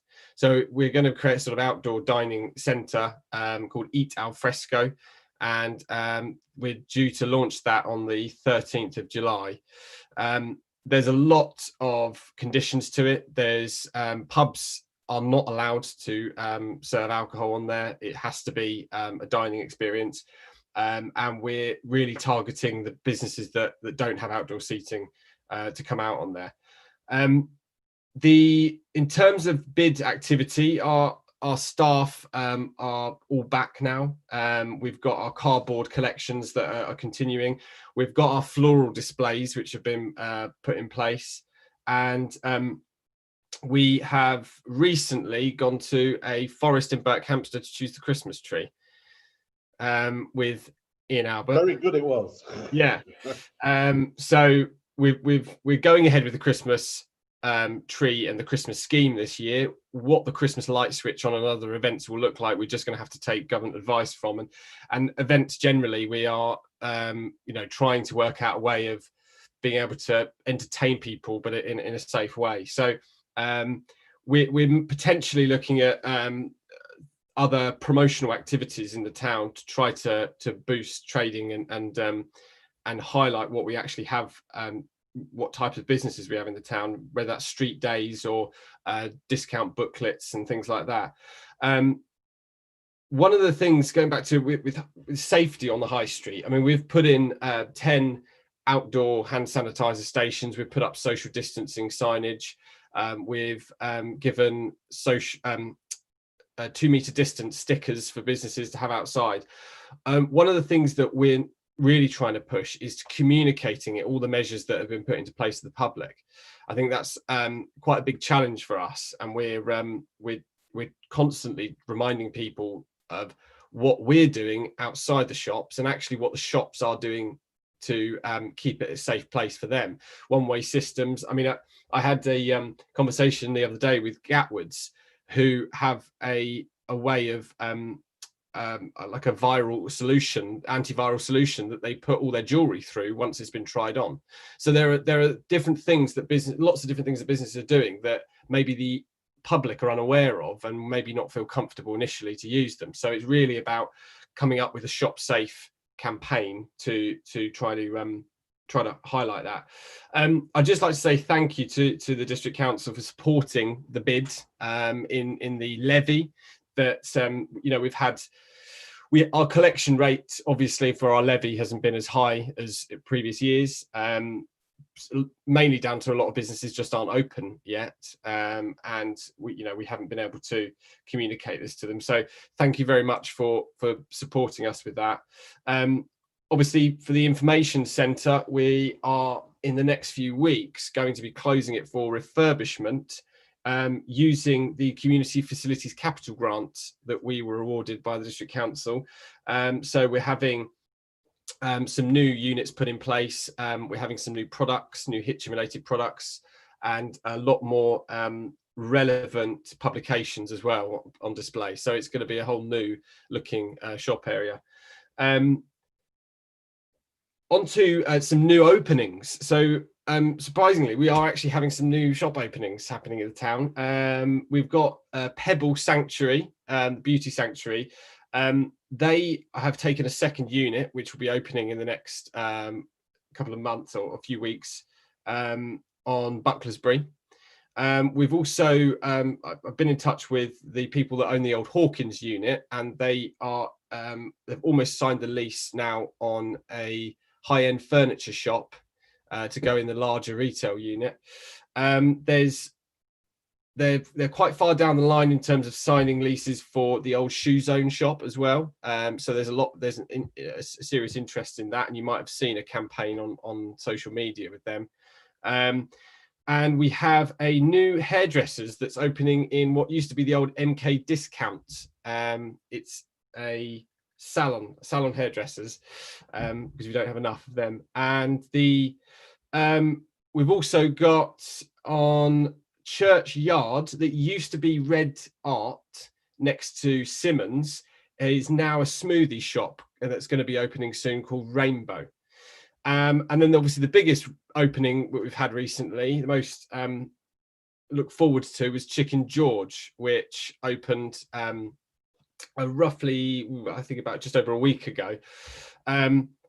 They are hugely popular, and I've had a few issues with their queuing, and I've been talking to businesses. One of the reasons around their queuing is that their Luton shop is closed at the moment for refurbishment, so they're expecting the queues to slightly reduce, but that didn't stop them having, I think it was just under 4,000 portions of chicken being sold on the Friday that they opened. So it's incredibly popular, and so we're trying to sort of monitor the queuing to keep them away from shop fronts of businesses and keeping the 2 metre distance. I suppose lastly, one more thing on the high streets. We are working with Ian and some of the other town centres in the district on looking at how we can access the Opening the High Street Safely Fund, which the District Council is eligible to go for. So we have a meeting tomorrow. I think it's tomorrow morning, isn't it, Ian? Is that right? Yes. Tomorrow morning, yes. Where we've got morning, yeah. So we've got all the towns in the district. What we're trying to do is come up with a shop safe campaign. This takes me back to communicating what we have in the town, as well as potentially be able to access funding for the hand sanitizer stations and other projects like that. So we've got a meeting with Ian and the Andrew Figgis tomorrow morning on that. Onto parking, I saw BIM's open letter, and actually I don't think I would be in favour necessarily of free parking. I think that the idea of it from businesses would be a good idea, but I genuinely think in reality that it would get filled up by residents and commuters, and that actually there would be less opportunity to take advantage of the free parking by actual customers that will actually walk into the town and spend money. I think that what would be more inviting for businesses is if they're having a coffee and they think, well, I might go and look around the shops. And now if it's a pay on exit scheme, then they would only have an extra £1 to pay. But, you know, the current situation is if they don't get back to the car quickly, they'll have a penalty charge notice. So I think that a pay on exit schemes are not that expensive, and the technology isn't actually that difficult to get hold of. It's a camera, it's an ANPR camera, it clocks your number plate, you go to a computer, you find your car and you pay for the time you've been there. It would be hugely beneficial for for retailers in the town, where people go to a town centre to use a service industry, get their hair cut, and then if they've got, you know, extra spare time, they'll go and look around the shops. And it's, I genuinely think that would help. 3 after 3 would be a good, you know, short-term boost possibly, but I do think that it's not necessarily the cost of car parking that's the issue. I think it's the way that car parking, the structure of the car parking and the payment methods at the moment is wrong. But that's it. Has anyone got any questions? I've just sailed through that. Right, so I've got 2 or 3 questions, and then I was going to suggest having just a quick 5-minute comfort break for those who might want it. So first question was from Judy Billing. Yes, thank you, Tom. One of the things I was going to ask what your view was of the whole parking thing, because I was watching you all through BIM's altercation with us, wondering what you were thinking, and I didn't know. So thanks for that. One of the things I wanted to ask, and I've already accused somebody of being old-fashioned tonight, so you might think that this is old-fashioned too, but a lot of people have not been allowed out at all for the last 3 months. I've been one of them, and now we are occasionally allowed out, and that's terribly exciting because it means I get to see what's happening in the town and stuff like that. But actually, for at least another month, there is quite a body of citizens who are just about allowed out, but are not allowed inside shops. And I tweeted a little bit about this last weekend. Some shops have been massively helpful to somebody like me going up to the person on duty outside managing queues and saying, I really want to buy one thing. Is there some way you can make that possible for me without me going indoors? And some have been very helpful. I just think because we may have future outbreaks that cause this all to happen again, it's not necessarily a one-off thing. If some work could be done with the retailers to just encourage them to be helpful to people like me and other people who are shielded in starting to make tentative steps to use their services again. It doesn't take a lot to help people, but it's really dispiriting when organisations, when shops don't. Yeah, I agree. And I think the Hitchin Basket website has been a big help in this, because you can actually go on, you can find a product, you can see what services they offer in terms of click and collect, deliveries. If anything's good to come of this, it's actually that businesses have really stepped up and created their online shops and been very innovative in the way that they deliver products and allow you to stay in your car. I know that lots of businesses allow people to park up in loading bays opposite. They will walk out with the product and give it to them. I know that Quotidian do it and various other places in the town. So yeah, I mean, I think that... Sorry, Tom, can I just interrupt? Hillary, could you let Val back in? Sorry, carry on, Tom. Okay. Yeah, so I know that they do that a lot in the town. I think it's happening. I just think, again, it comes back to what's the best way of communicating that. And I think if we were to have a district-wide, actually, under this funding, you know, a shop safe campaign to highlight actually what businesses are doing and how people that are shielding can access the products they need, be good. Can I come back very briefly on that, Ian? Yeah, briefly though, yes. Yeah, just to say that I think that this awful pandemic is a fantastic opportunity for high streets and small town centres, because there are quite a lot of us who will never ever want to go to a big shopping mall ever again. And I think the moment has actually come for the Hitchin bid and the Hitchin town centre, and it might happen slowly, but it's a whole new atmosphere of shopping and caring for people. So thank you. Okay. So, Sam Collins? Thank you, Ian. I've actually got a question, which is unusual for me going off on statements, but I've actually got a question on here. And it is to Tom Hardy, but my memory is letting me down in my old age. This might actually be a question for Keith Hoskins, who was in the role before. And I can't remember which of you worked on this, but I know a lot of work was looked at putting pay on exit on Hitchin's car parks. And I know feasibility was looked into, work was done, and then it stopped. And I was just wondering where that work got to, how quickly can we put it in? And I suspect the portfolio holder for parking will give me a dirty look, but I reckon because it's something that generates revenue, we can probably afford it. And I think that would be a brilliant addition to Hitchin. And I know Councillor Tart's already posted on here that she'd support that, and I think a lot of us here would support that. So, so to Keith or Tom or to Paul, how can we make this happen, and how can we get on with it super quick? Right, just before anyone comes out, how desperate is anybody for a break? Because I'm conscious there's 4 hands I could see, and possibly an answer to this question. You all okay for the moment? If not, let's pick up the answer to that. I don't know, Paul, do you want to pick the answer up to that one, or Keith even? The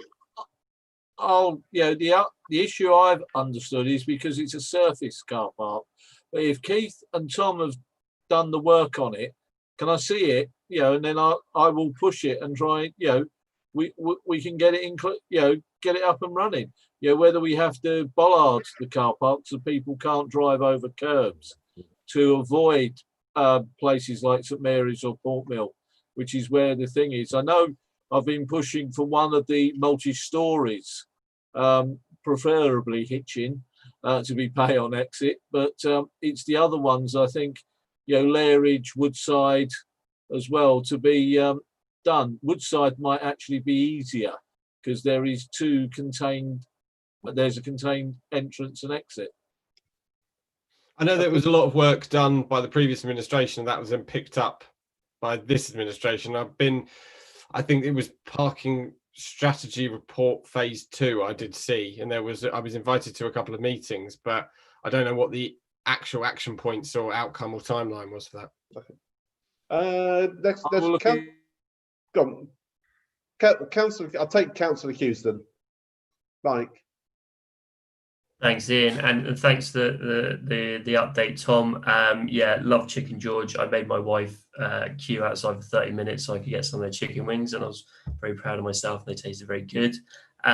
Just on parking again, other chicken shops are available? Oh, not in my world. Just on the parking thing, and sorry, keep going on about this. What I've started doing is using the apps, and if I feel like I'm running over time, I just pay a little bit more on my app, and it sends me a little reminder if I'm going to go over. So I don't know if we need additional infrastructure, if people could just start using these apps. If I'm going to take Councillor Tart, then Councillor Hoskins. Thank you, Ian. Thank you very much for your update, Tom. I have a question and a very quick statement about the pay on exit parking, which I am fully in support of, as Councillor Collins said, and we have been in discussion about. Mike, I take a point about apps. My mum would never use a parking app. It would be disastrous. And she's not a technophobe. So, but in terms of, what I wanted to ask you, Tom, was in terms of the businesses you've been in contact with through this period, and particularly in the last few weeks, as the businesses are getting ready to reopen, how are you finding the confidence levels of businesses that they are able to open and to protect their staff, and that they have the equipment that they need, and that they're ready for these openings? And is there anything that we can do to help support that? I think the confidence levels are pretty good for businesses. They've had time to plan, and I think one of the problems is that there's so much guidance out there, and also at the same time there's so little guidance. It's so vague that businesses aren't sure what to do. I had somebody come in last week to say, are people allowed to go into the changing rooms to change? Would that be against the law? So there's a lot of information out there that's so vague for businesses. I think one of the challenges is getting hold of equipment at at a reasonable price. You know, these small businesses are starting off with very little money, and they're being targeted by companies asking for screens and visors and gloves and face masks and sanitizer stands and floor stickers. I was seeing online that they're about £20 a sticker for one sticker to go outside their shop. You know, and so we as BID were able to go right back to source and get large quantities of these stickers and be able to offer them. I mean, we're doing stickers for £2 per sticker, but you know, I just, that's my big concern at the moment, is that businesses are just getting targeted, and I'm getting targeted by these companies. They're emailing me all the time saying that we're now doing this and that, and it's very, very expensive. I think in terms of their customers coming in, I don't necessarily think that's the issue. I think that they're quite comfortable with their customers coming in. I think it's more to do with once they've set up, communicating to the customers that actually, if you walk through the door, we've made it very safe in there for you, and that's, you know, this trying to come up with a communication, better communication for people that might be a bit nervous about going into a shop that they used to go into all the time. Okay, right. I've got three more people than that, and then we're absolutely drawing a line under this then. So if you could obviously try and keep it as short as possible. Councillor Hoskins, Councillor Harwood, and then Councillor Claire Billing. Okay, yeah, thanks, Ian. Just to put some history to it, we did do a lot of work on this about 5 years ago, and actually had a display vehicle from a parking company come down and park up at the Priory and invite everybody down to look at the latest technology to do this. And under the previous administration, the portfolio holder at the time agreed that we would have a trial scheme in the Lairridge car park, and then nothing came of it. The surface car parks, we were told, were too difficult to do because of the reasons that so many of you have given. But as Tom has quite rightly said, technology has moved on a pace now. So it's a ripe moment to look again at this, dig out the old stuff, and see if we can't put a scheme together. Yeah. Thank you. Yeah, and I just think, just to add to that, you know, it doesn't necessarily have to be the council that moves it forward. There are companies out there that could put this stuff in place, outsource the car parks to them that's under controls, and this. You're making a bid there, Tom, are you? Right, if Councillor Harwood is. Yeah, thank you. Just a quick point and a response to Tom. I would be absolutely dead set against outsourcing the car parks to third parties in terms of these national parking companies. Maybe outsourcing to the BID. Yeah, I'm up for that conversation. Outsourcing to these people that rip you off at every opportunity, absolutely not. But the point I was going to make was Paul. It was actually Councillor Ray Shakespeare Smith, who I think was the portfolio holder at the time. So in 1718, the council commissioned car parking consultants to look at this. So all of the facts and figures were within that report at the time. As Keith said, we did not take it forwards for some bizarre sort of reason, but at least the facts and figures were there. So the officers should have those details. I know the public can't see it, but in the group chat area, as I mentioned in the town talk earlier on, the world has moved on, and the government, through Crown Commercial Services, offer to local councils discount for purchasing these types of technologies. And I've actually posted the hyperlink there for you if you wish to follow it. So yeah, lots of opportunity, and it would certainly get my support. Sure. Councillor Claire Billing. Two things. One was an idea about if you buy something in town, you get your car parking refunded, which encourages people to go into shops and buy stuff. And then the other thing was to do a question about why would it be just food that could sit outside and not the bars? Well, the first question, yeah, there are actually a few businesses that do that. If you spend over a certain amount, they will refund your parking ticket. I don't know if that would sit well with businesses currently. If we're, if it was imposed on them, but there are some that are just doing it off their own back. I know that there are businesses in the arcade that the private car park at the top of the arcade, they will give their car parking ticket back.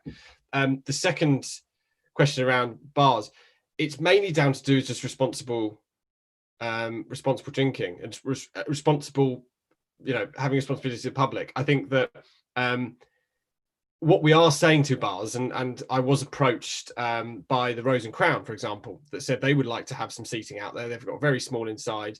And I've said, okay, well, you have to team up with an existing business that doesn't sell alcohol. So their plan now is to do a Halsey's and Rose and Crown joint seating area. So we're still allowing, we've got food and drink that is served out there. I think if it was just going to be an open air beer garden, it would be a nightmare for the police to be able to control, including us. Cheers. Look, thanks, Tom, for that really comprehensive report. And obviously, I think you've roused a lot of interest from council by the number of questions. So, and obviously, thanks to you and all your team for the work that you're doing, and within Hitchin, it really is appreciated. So, I'm obviously looking forward to seeing the Christmas lights. Now we bought the Christmas tree. Only 171 days. Absolutely. Look, stop that. Just stop that. I still want summer, please. Right. So we should have. There's an obviously important paper. We've got obviously Simon Ellis has done an important paper around the sort of Section 106 money, etc. So can we just take a shorter break as possible, but no more than 5 minutes, and then we need to kind of crack on as soon as. I'm conscious, obviously, not trying to finish too late here tonight. I've got to go now, so yes. Thank you, Tom. Much appreciated. You Thank can, you. of course, stay and listen to the rest of the evening if you would prefer. All right, thank you. No, I'm going to have to shoot. You're going to go. Talking 12 hours. You haven't got to go, Tom. You just want to go. It's all right. I do have to go. Yeah. I've got to get some sleep for tomorrow. Yeah. Right. Thanks, Tom. All right, bye. Speak to you tomorrow. Okay. Can members, if we're going on a break, please can you turn off your cameras and your microphones, please? And back at no later than 21:25.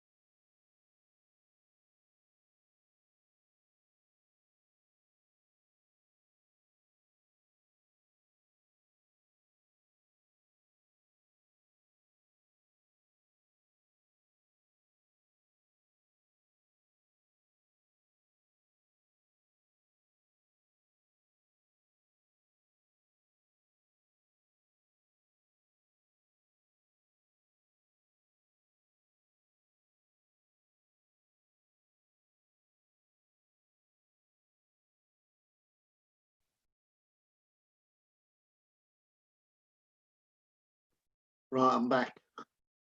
Hello. You may be back. We can start then. Keith's back. Yeah, replenished my glass, so I'm all right. That's all right. Actually, I thought it was very useful. I thought it was quite good. What, Tom or Bim? Well, just to have engagement, I think was good. I'm not saying the content was good, but it was, you know. I was surprised by what Tom Peter said. Lilly, did we? Oh, Joe Sorry? Jim's still here. We never had Peter Lilly, did we? Well, I thought he was very brave to come and talk to us. Councillors, just a reminder, we're still live on YouTube. Thank you. That's what I was going to say.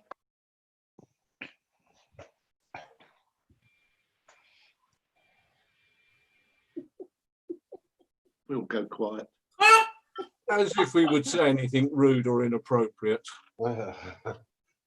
We will follow the councillor's code of conduct. And as always. But we never did have a debate like that with Peter Lilly. No. Well, I did. Well, I wasn't even involved in politics at the time. well, some of us had it privately, but never at Hitching committee. right, are we nearly all back, Hilary?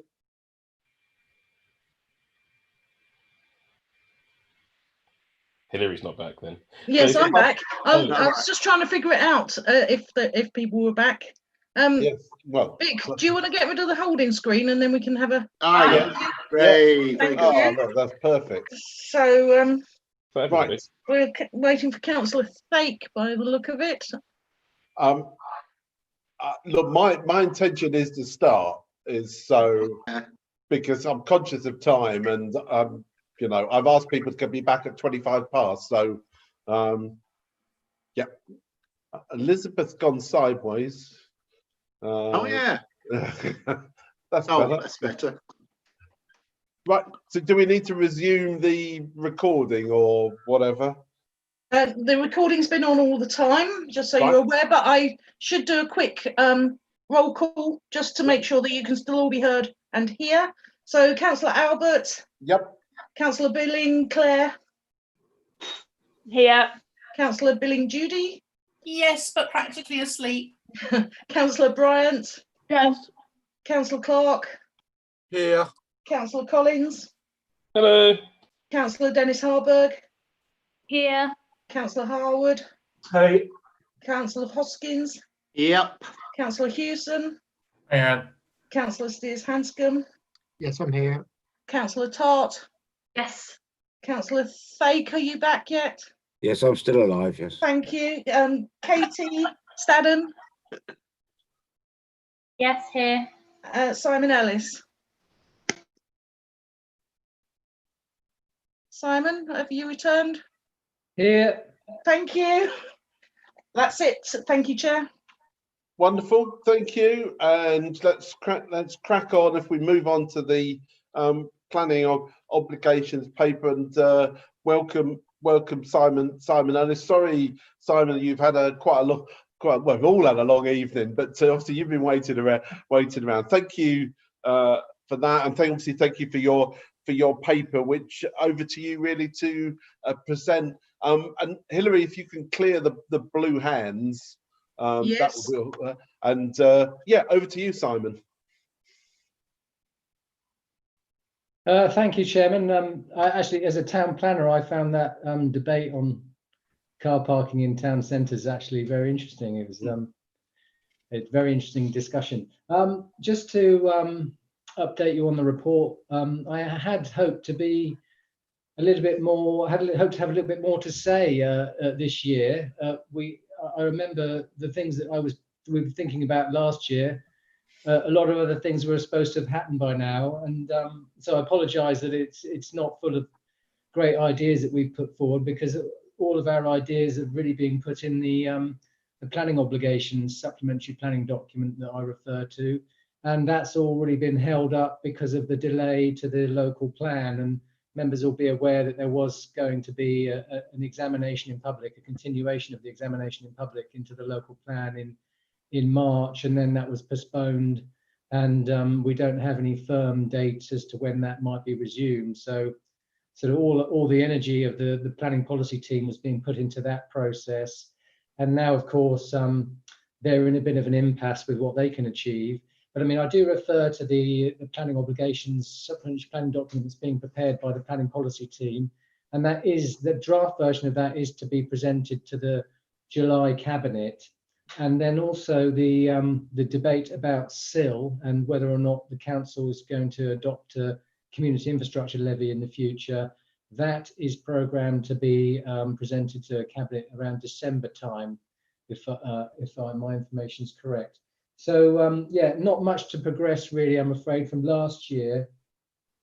The only difference that I have put in the report is in paragraph 4.2, where I refer to a new requirement that we've got to administer for central government, which is an update of all local authorities will need to undertake.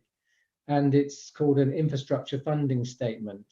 And what we're going to need to do, and that will be myself and my colleague Stephanie Blunt, who monitors Section 106 obligations, what we have to do is prepare an annual audit of all Section 106 activity and present it to the government in a specified format.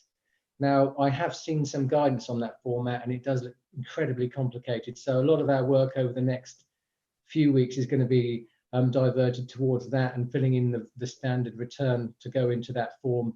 And then how that's publicised and how that information is displayed, we haven't worked out yet. But I've discussed with Councillor Clark over the last few months. We will still continue to do these annual committee updates, even when we're doing the standard format for the infrastructure funding statement, because I think members do appreciate getting more localised information rather than just getting the update as a central record of everything that's happened in the district as a whole. So that'll be happening up towards autumn, and then return to government in December. So then the last point is, I think the most interesting table in the report is probably a paragraph 8.45 that just tells you about what fundings remains in the discretionary pots, and then the appendix just goes into a little bit more detail about that. You'll see a lot of reference in the appendix about sustainable transport, and there's a lot of work going on with Daniel Washington, the County Council, and Steph Blunt about getting some of that funding allocated to cycle projects in Hitchin, in and around Hitchin. So that's the focus of what we're looking for there. So like I said, I'm sorry I haven't got anything much more to say than last year. And as you can see from the table, not a lot of Section 106 activities taking place in Hitchin in the last year, other than the John Barker Place redevelopment scheme that members will be aware had planning permission. But I'll take any questions on any of the other matters. Thank you, Chairman. Cheers. Thank you, Simon. And open for questions. Didn't want any specific question. I mean, I've certainly got one. If no one else has it, well, let me ask. All right, now I've got some questions. Right, Councillor Clark, then Councillor Harwood. Paul. Thank you. I just wanted to ask, it struck me now, following our earlier conversation, where it's got public realm town centre projects only, would that include surface car parking, pay on exit?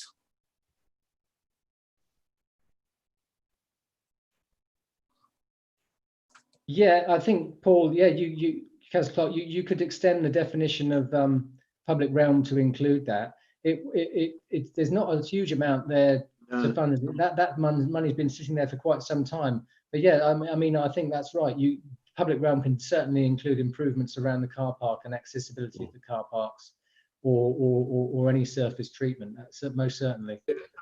It's just following our conversations earlier. It gives me a starting fund to try and get some work done. Thank you.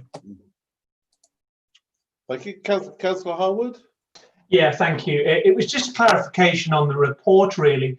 Simon, some funds have been assigned to King George V playing field for updating some of the floodlighting wiring. I don't know if that work has been undertaken yet, but I could neither see it as being recorded as undertaken, nor the fact that we had actually, in principle, committed the funds to allow that work to proceed.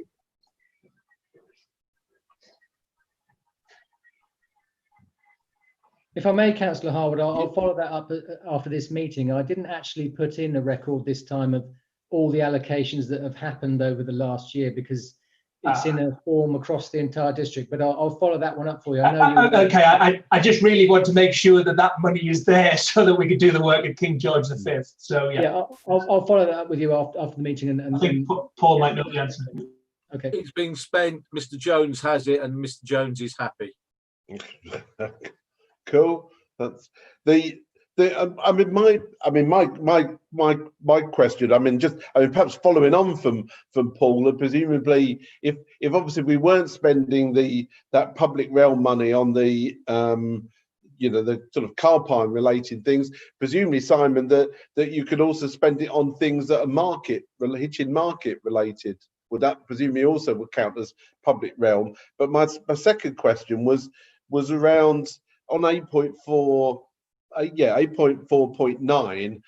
It feels a little bit like that we may have had this conversation before in terms of trying to work out how we get an effective ward councillor consultation process. Could I just sort of pretty pick up when you think we might get to some sort of decision point on that, when it will be coming to council, cabinet, and so on?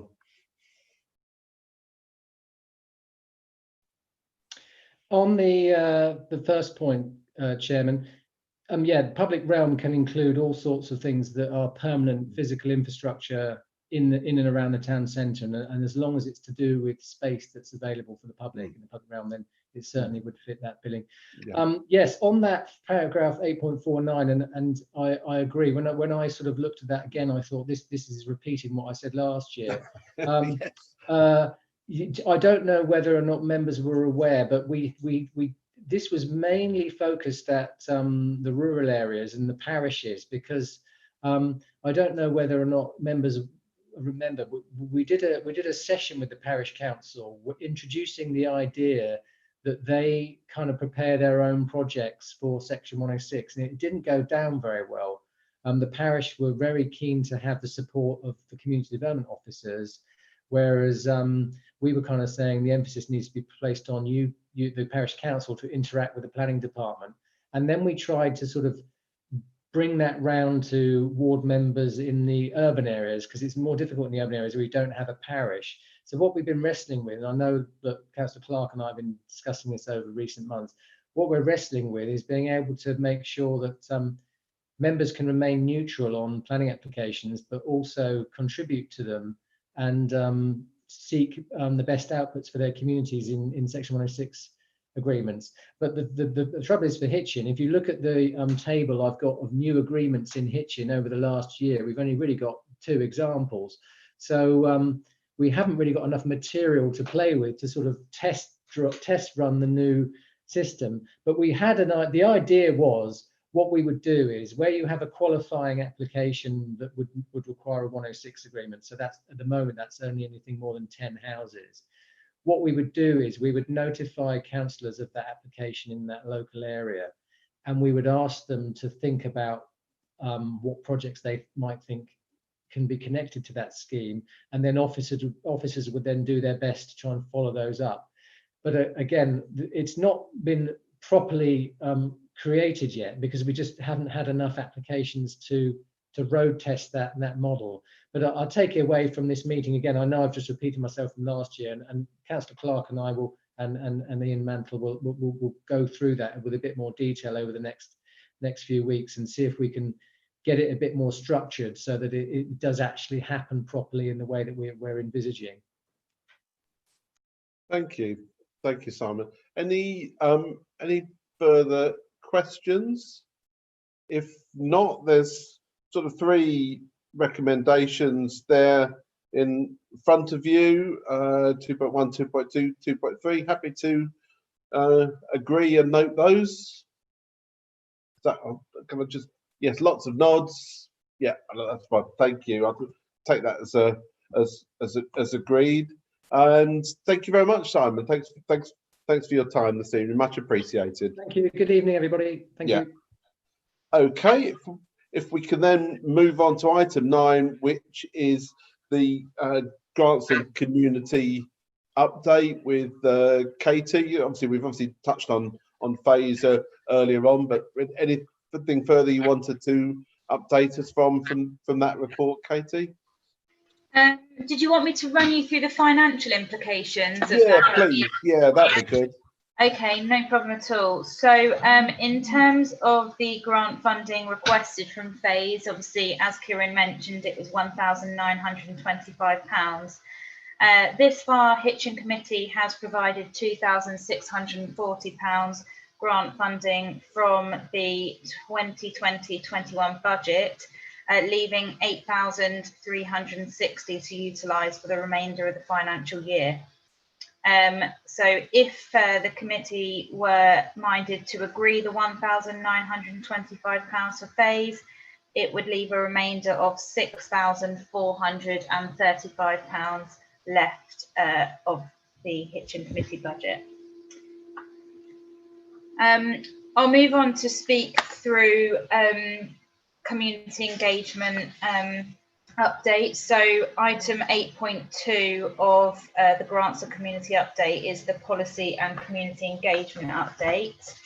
And just very briefly, obviously, our team has been very much like Tom Hardy said, for the businesses. We've been sort of a hub for the community organisations and non-profit organisations in our community. And we've had a lot of questions, especially in the first instance, of community centres and other community organisations worrying about how they were going to go forward. What we did initially was we worked very closely with the Healthy Hub to edit their service to be sort of a all-encompassing service where people could contact the helpline for advice on many different areas of information, such as food provision, access to nurseries for parents who were key workers, mental health support, all sorts of different things. So we worked very closely with the Healthy Hub team to build a database. It took about 2 weeks to build sort of that substantial database, which is actually live and available on their website for residents to access. So that was quite a big task in itself. Other than that, obviously, you all know that we've recently launched the COVID-19 Community Support Fund.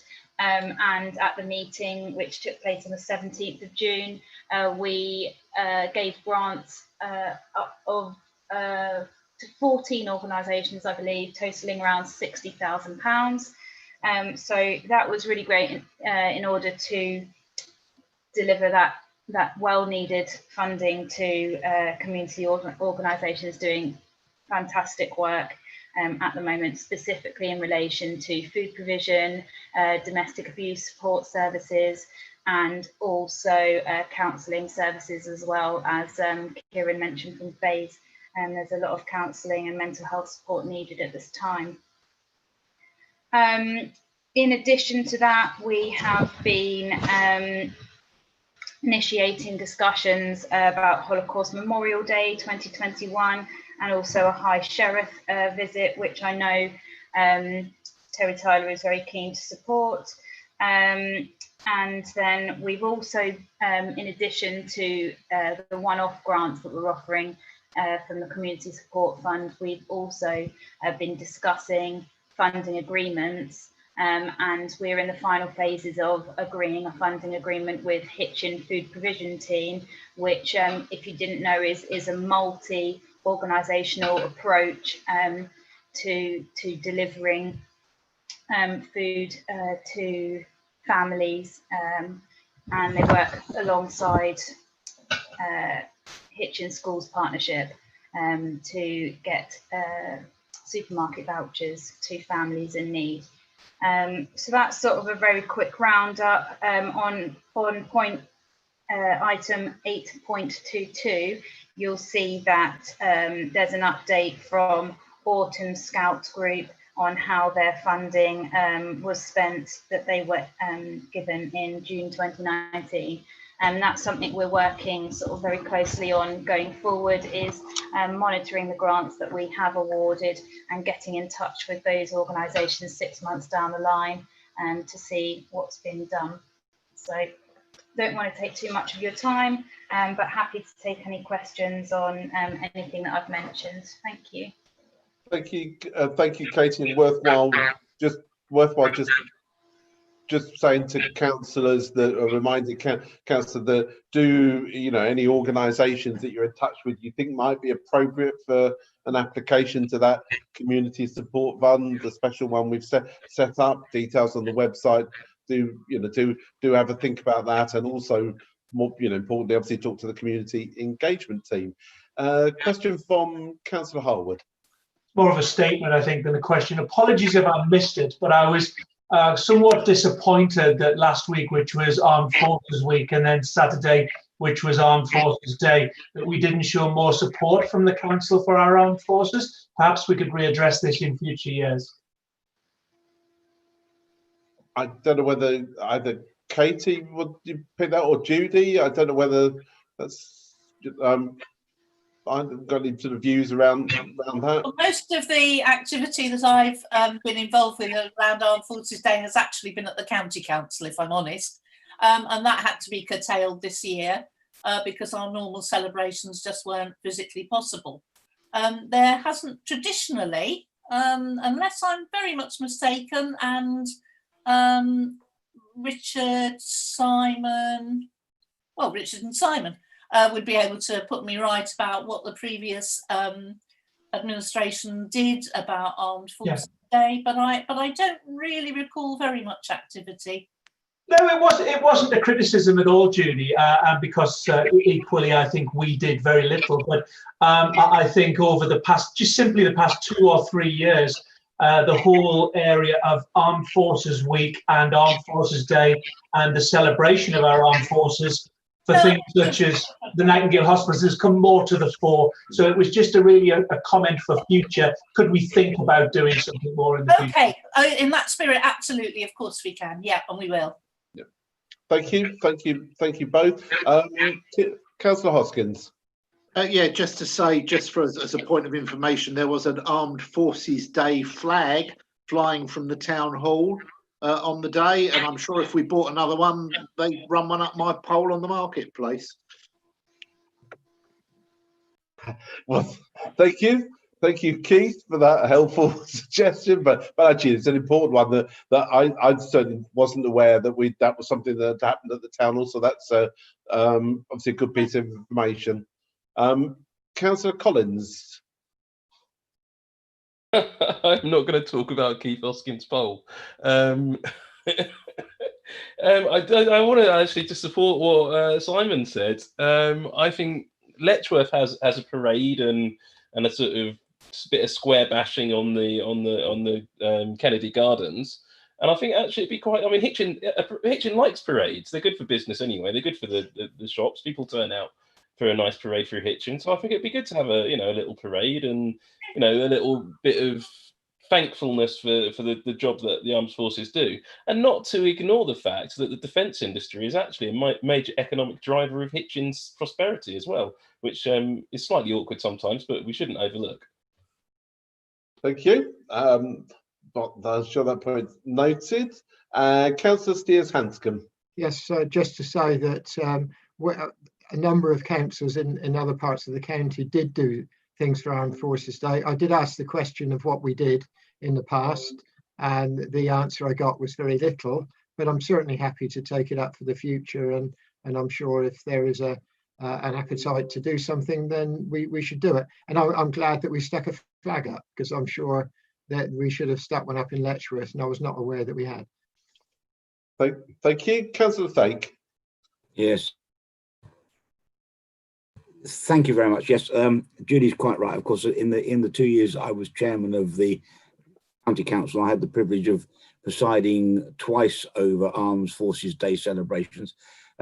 Clearly, this is something that if it's going to be effective, needs to be supplied by the people that we're if that's the correct word in its official form. I would have no problem whatsoever at all in supporting the district council acknowledging these days. And if Keith Hoskins wants a flag for his poll, I will happily fund one and make sure that it's available to Tom as appropriate. Thank you, Councillor. Thank you for that generous offer. That's brilliant. Anything else? Any other questions for Katie? There's some. If not, there's some recommendations in front of you. Happy to agree those. Yes. Yeah, I think everyone's nodding. Thank you very much, and thanks for that report. Thanks, Katie, for all the work that the team are doing, and obviously all the. It's really really appreciated. Some lot of brilliant work been done. Right, which then takes us to. Councillor, before you move on, do you want to take a formal vote on the grant? Yes, go on then. Yeah, we'll take the formal vote there. If you want to press yes in terms of the grant, or no. Didn't we do that before? Well, we did. We didn't take a vote on it though. No, I don't think you did. But... I think we did. Oh well, you're doing it again, and you've agreed it again as well. Thank you very much. Right, thank you. Right, which takes us to ward organising members reports and so on. Probably makes sense just to sort of go round the wards, just so if there's any particular issues that you'd like to raise. There's obviously 4 particular ones that we'd highlighted on there, which we can pick up, but obviously if you've got any others. So, you know, in no particular order, if we start with Auden Ward, Claire or Martin, any sort of specific issues you'd like to bring to the attention of the committee? Just that they've started building the park as part of the what is it? John Barker redevelopment. They've started replacing the park. Play park off Swinburne Avenue, and it's looking really good. And so it's good to see that going ahead. Excellent. Anything from Priory, either Simon or Richard? I mean, from my perspective, the main bugbear that I've had and I've reported it a number of times is, and I'm sure we've all come across this, is the Herts County Council Highways reporting app. That seems that once an issue is notified onto that app, if the engineer finds different to the person that reported the problem disappears from the system, including the history, as far as I can tell. And then people have to keep relodging those problems. So it's more of a general problem than a Priory problem, but the County Council, in their infinite wisdom, have decided to install a street light in the middle of the footpath, and we can't get it moved. So it's just a general problem, I think, we're all aware of. Okay, Richard? Nothing specific from me, but I hear the creed occur. And again, I say to everybody, the county council officers will only react in terms of the policies and strategies that are put in place by the members and wider rule of governance. If you've got a bloody problem, tell the county councillor, and the county councillor can get something done. Thank you. Let's move on to Bearton wards. Well, Val, Judy, or indeed me. Anything particular issues you'd like to draw the committee's attention to? I think, as usual, we've been focused on cars and parking in some form or other.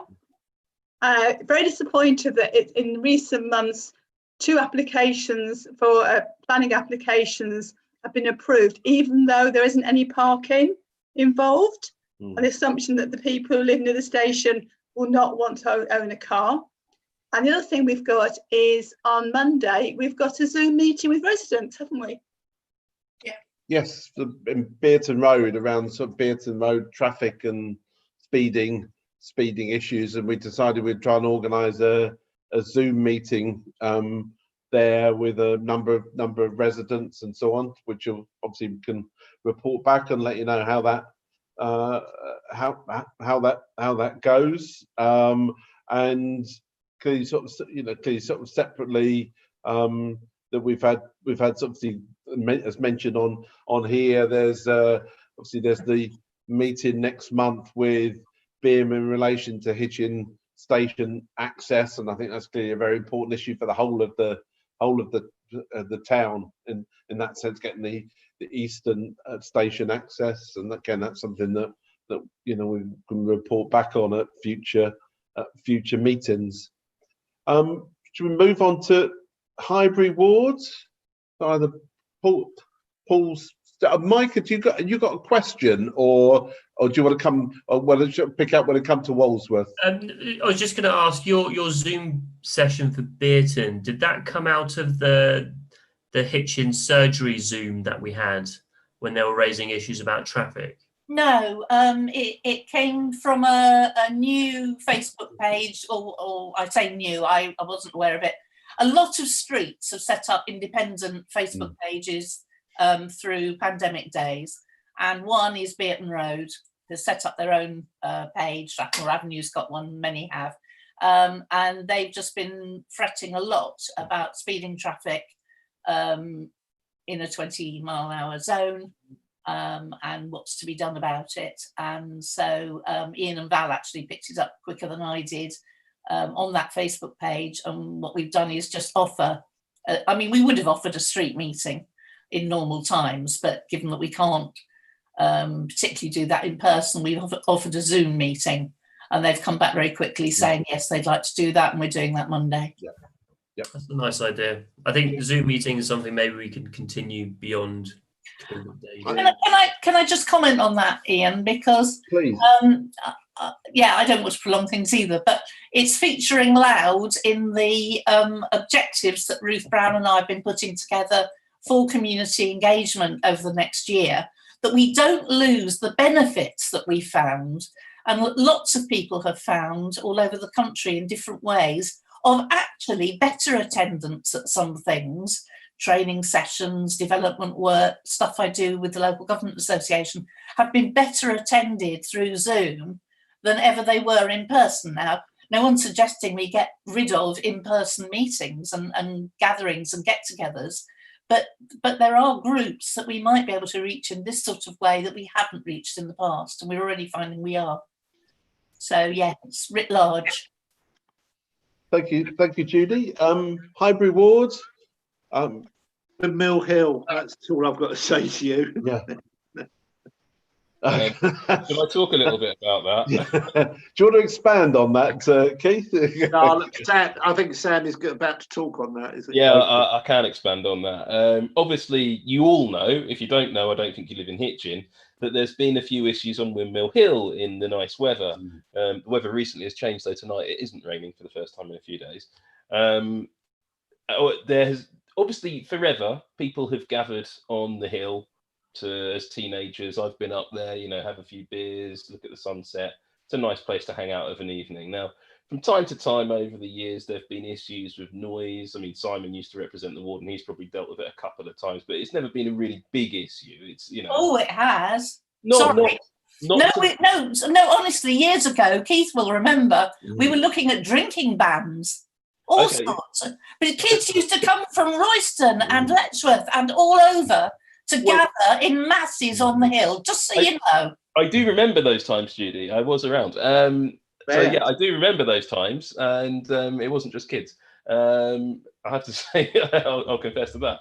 But I think Kay may have been up there a few times with Lara as well, from what I understand. But yeah, it's part of Hitchin. It's part of the fabric of Hitchin, and it always will be. You could probably go back to King Offa, and there were teenagers up there. But recently, it hasn't just been teenagers, and that's been the big shift. It's been older people who have been going up there, 20-somethings, 30-somethings. And it's tied in with the issues we've seen across the country with litter, with general antisocial behaviour. We've heard this conversations about Bournemouth Beach, but it's been pretty much every sort of focal point and open space across the country. I've seen from Lib Dem councillors and the networks we have just huge amounts of pictures of rubbish everywhere and problems with people getting a bit, insensible with drink and drug taking and just all sorts of issues going on in open spaces. Windmill Hill being surrounded by obviously residential areas, it has created quite a few problems. So I forget exactly when, actually. Like 10 days ago or so, when the issues really started to become a bit unbearable for the residents around the hill. I got in touch with Guy Westwoods, the local copper who we see from time to time, and said, look, we really do need to do something about the late night element of this. During the day, yes, you've got the lack of social distancing, but that's a general policing problem. You've got the litter, that's a council problem, and I'll come back to that in a second. And then you've got the antisocial behaviour at night, and the problem is really the volume, the noise that people are putting out, and it's unacceptable. It's just far too loud in a residential area. If people sat there quietly, I don't think anybody would have a problem. So the police attended a couple of times, and in the end had to get a Section 35 dispersal order in place, which meant if people refused to leave, they could be arrested and taken to the cells for a night or whatever the fine is. Fortunately, they didn't have to, but they had to do it because some people were being very uncooperative. I suspect as soon as the weather improves again, which, as I say, is tonight, but it's Tuesday, so let's see. But I suspect you will see these gatherings on the hill restart, certainly at least until the pubs are open, and possibly even after that. So we are going to have to keep a very close eye on it. In terms of what can we do, well, we just have to make sure we keep the police aware of the situation. I was up till midnight one night liaising with them about the situation and liaising with residents as well, so it was quite involved. And then what we do need, particularly in terms of the litter, the bins are not coping with the level of waste going into them. Because it's in a green space, it doesn't fall into the waste portfolio, which seems quite ridiculous, but that's just the way the council is set up, that some bins are in environment and leisure and some bins are in Elizabeth's portfolio in waste. So different bins, different portfolios. So I spoke to Steve Jarvis, who's the portfolio holder there, and he is arranging to get some bigger bins put in on Windmill Hill where some enlarged bins hadn't been put in. We'd have already enlarged them once, which I didn't realise, last year. And on top of that, we've all seen what I like to call the Australian signs, which say "Don't be a tosser." So Steve Jarvis is working on, and the waste. I think it's Kay is the shadow on this. I think, yeah. So she might be able to give us a timescale on this. But those signs, I think, are on their way, and we're going to have those "Don't be a tosser" signs going up. And there will be spares. They're not just for Windmill Hill. There will be some spares produced, and they'll be available across to different areas. So I think different councillors can find them for their green spaces and request them as well. And I think that summed everything up. Did I miss anything, Paul or Keith? While you're thinking, if I'm bringing Kay just on that, is it on this point, Kay? It is indeed, yes. Thank you, Ian. I was going to say exactly that, and Sam's taken the wind out of my sails, but I dispute completely the suggestion that I was ever causing a problem on Windmill Hill. But we are indeed, we are already working on signage, and they are the very frank, "Don't be a tosser" signs that we have seen on social media. We want to be frank, basically. So those are underway, and we are talking about putting in larger and seasonal bins on green spaces, particularly where there are hotspots. The Grange has been an issue in Letchworth, but obviously Windmill Hill is a massive issue at the moment. So it is all underway, and but the signage is the comms team are looking at it at the moment, and we will have that done as soon as we possibly can. Okay, thank you. Anything else from Highbury? If not, move on Walsworth. Kay, do you want to continue? Finally. Sure. Yes. If that's okay with Mike and Elizabeth.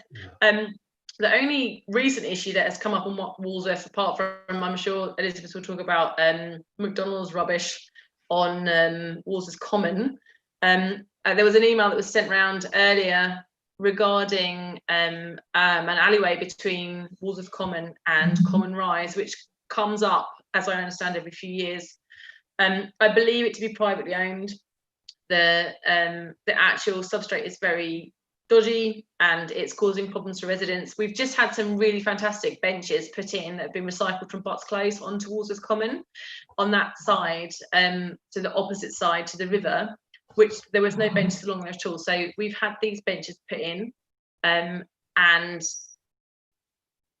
so this is all developing and improving, but the passageway between Walsworth Common and Common Rise is it's not looked after properly. From my understanding, the owner is unknown and untraceable. So we have been managing the overgrown weeds and things like that on a sporadic basis. I don't know if there's anything that we can do to deal with it on a more permanent fashion. I'm going to talk again to the Green Spaces team about this. We have a briefing next week, so I will raise that. But as far as that's really the only thing that has been, actually the only other thing I wanted to raise this evening is that we do have an ongoing situation with pigeons in Hardy Close.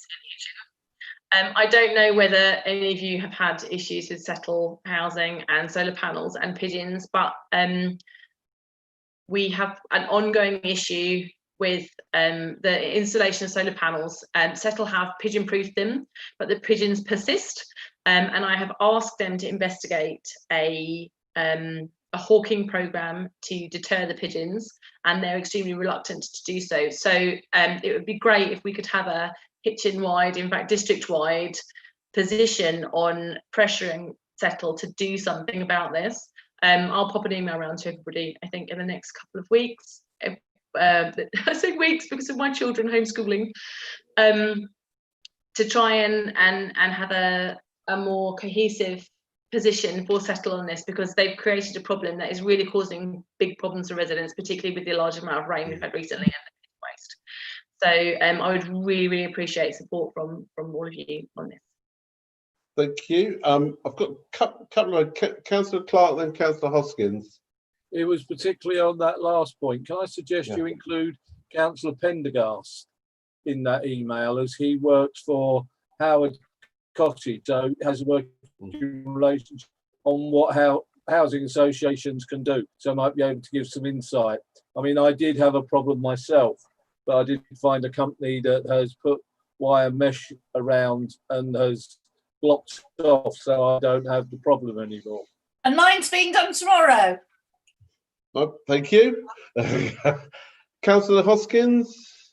Yeah, just to advise a little caution on a hawk programme. We did look at it some years ago. Judy will remember this well, because she got a lot of hate emails from the bird lovers of the world, from all over the world, bizarrely.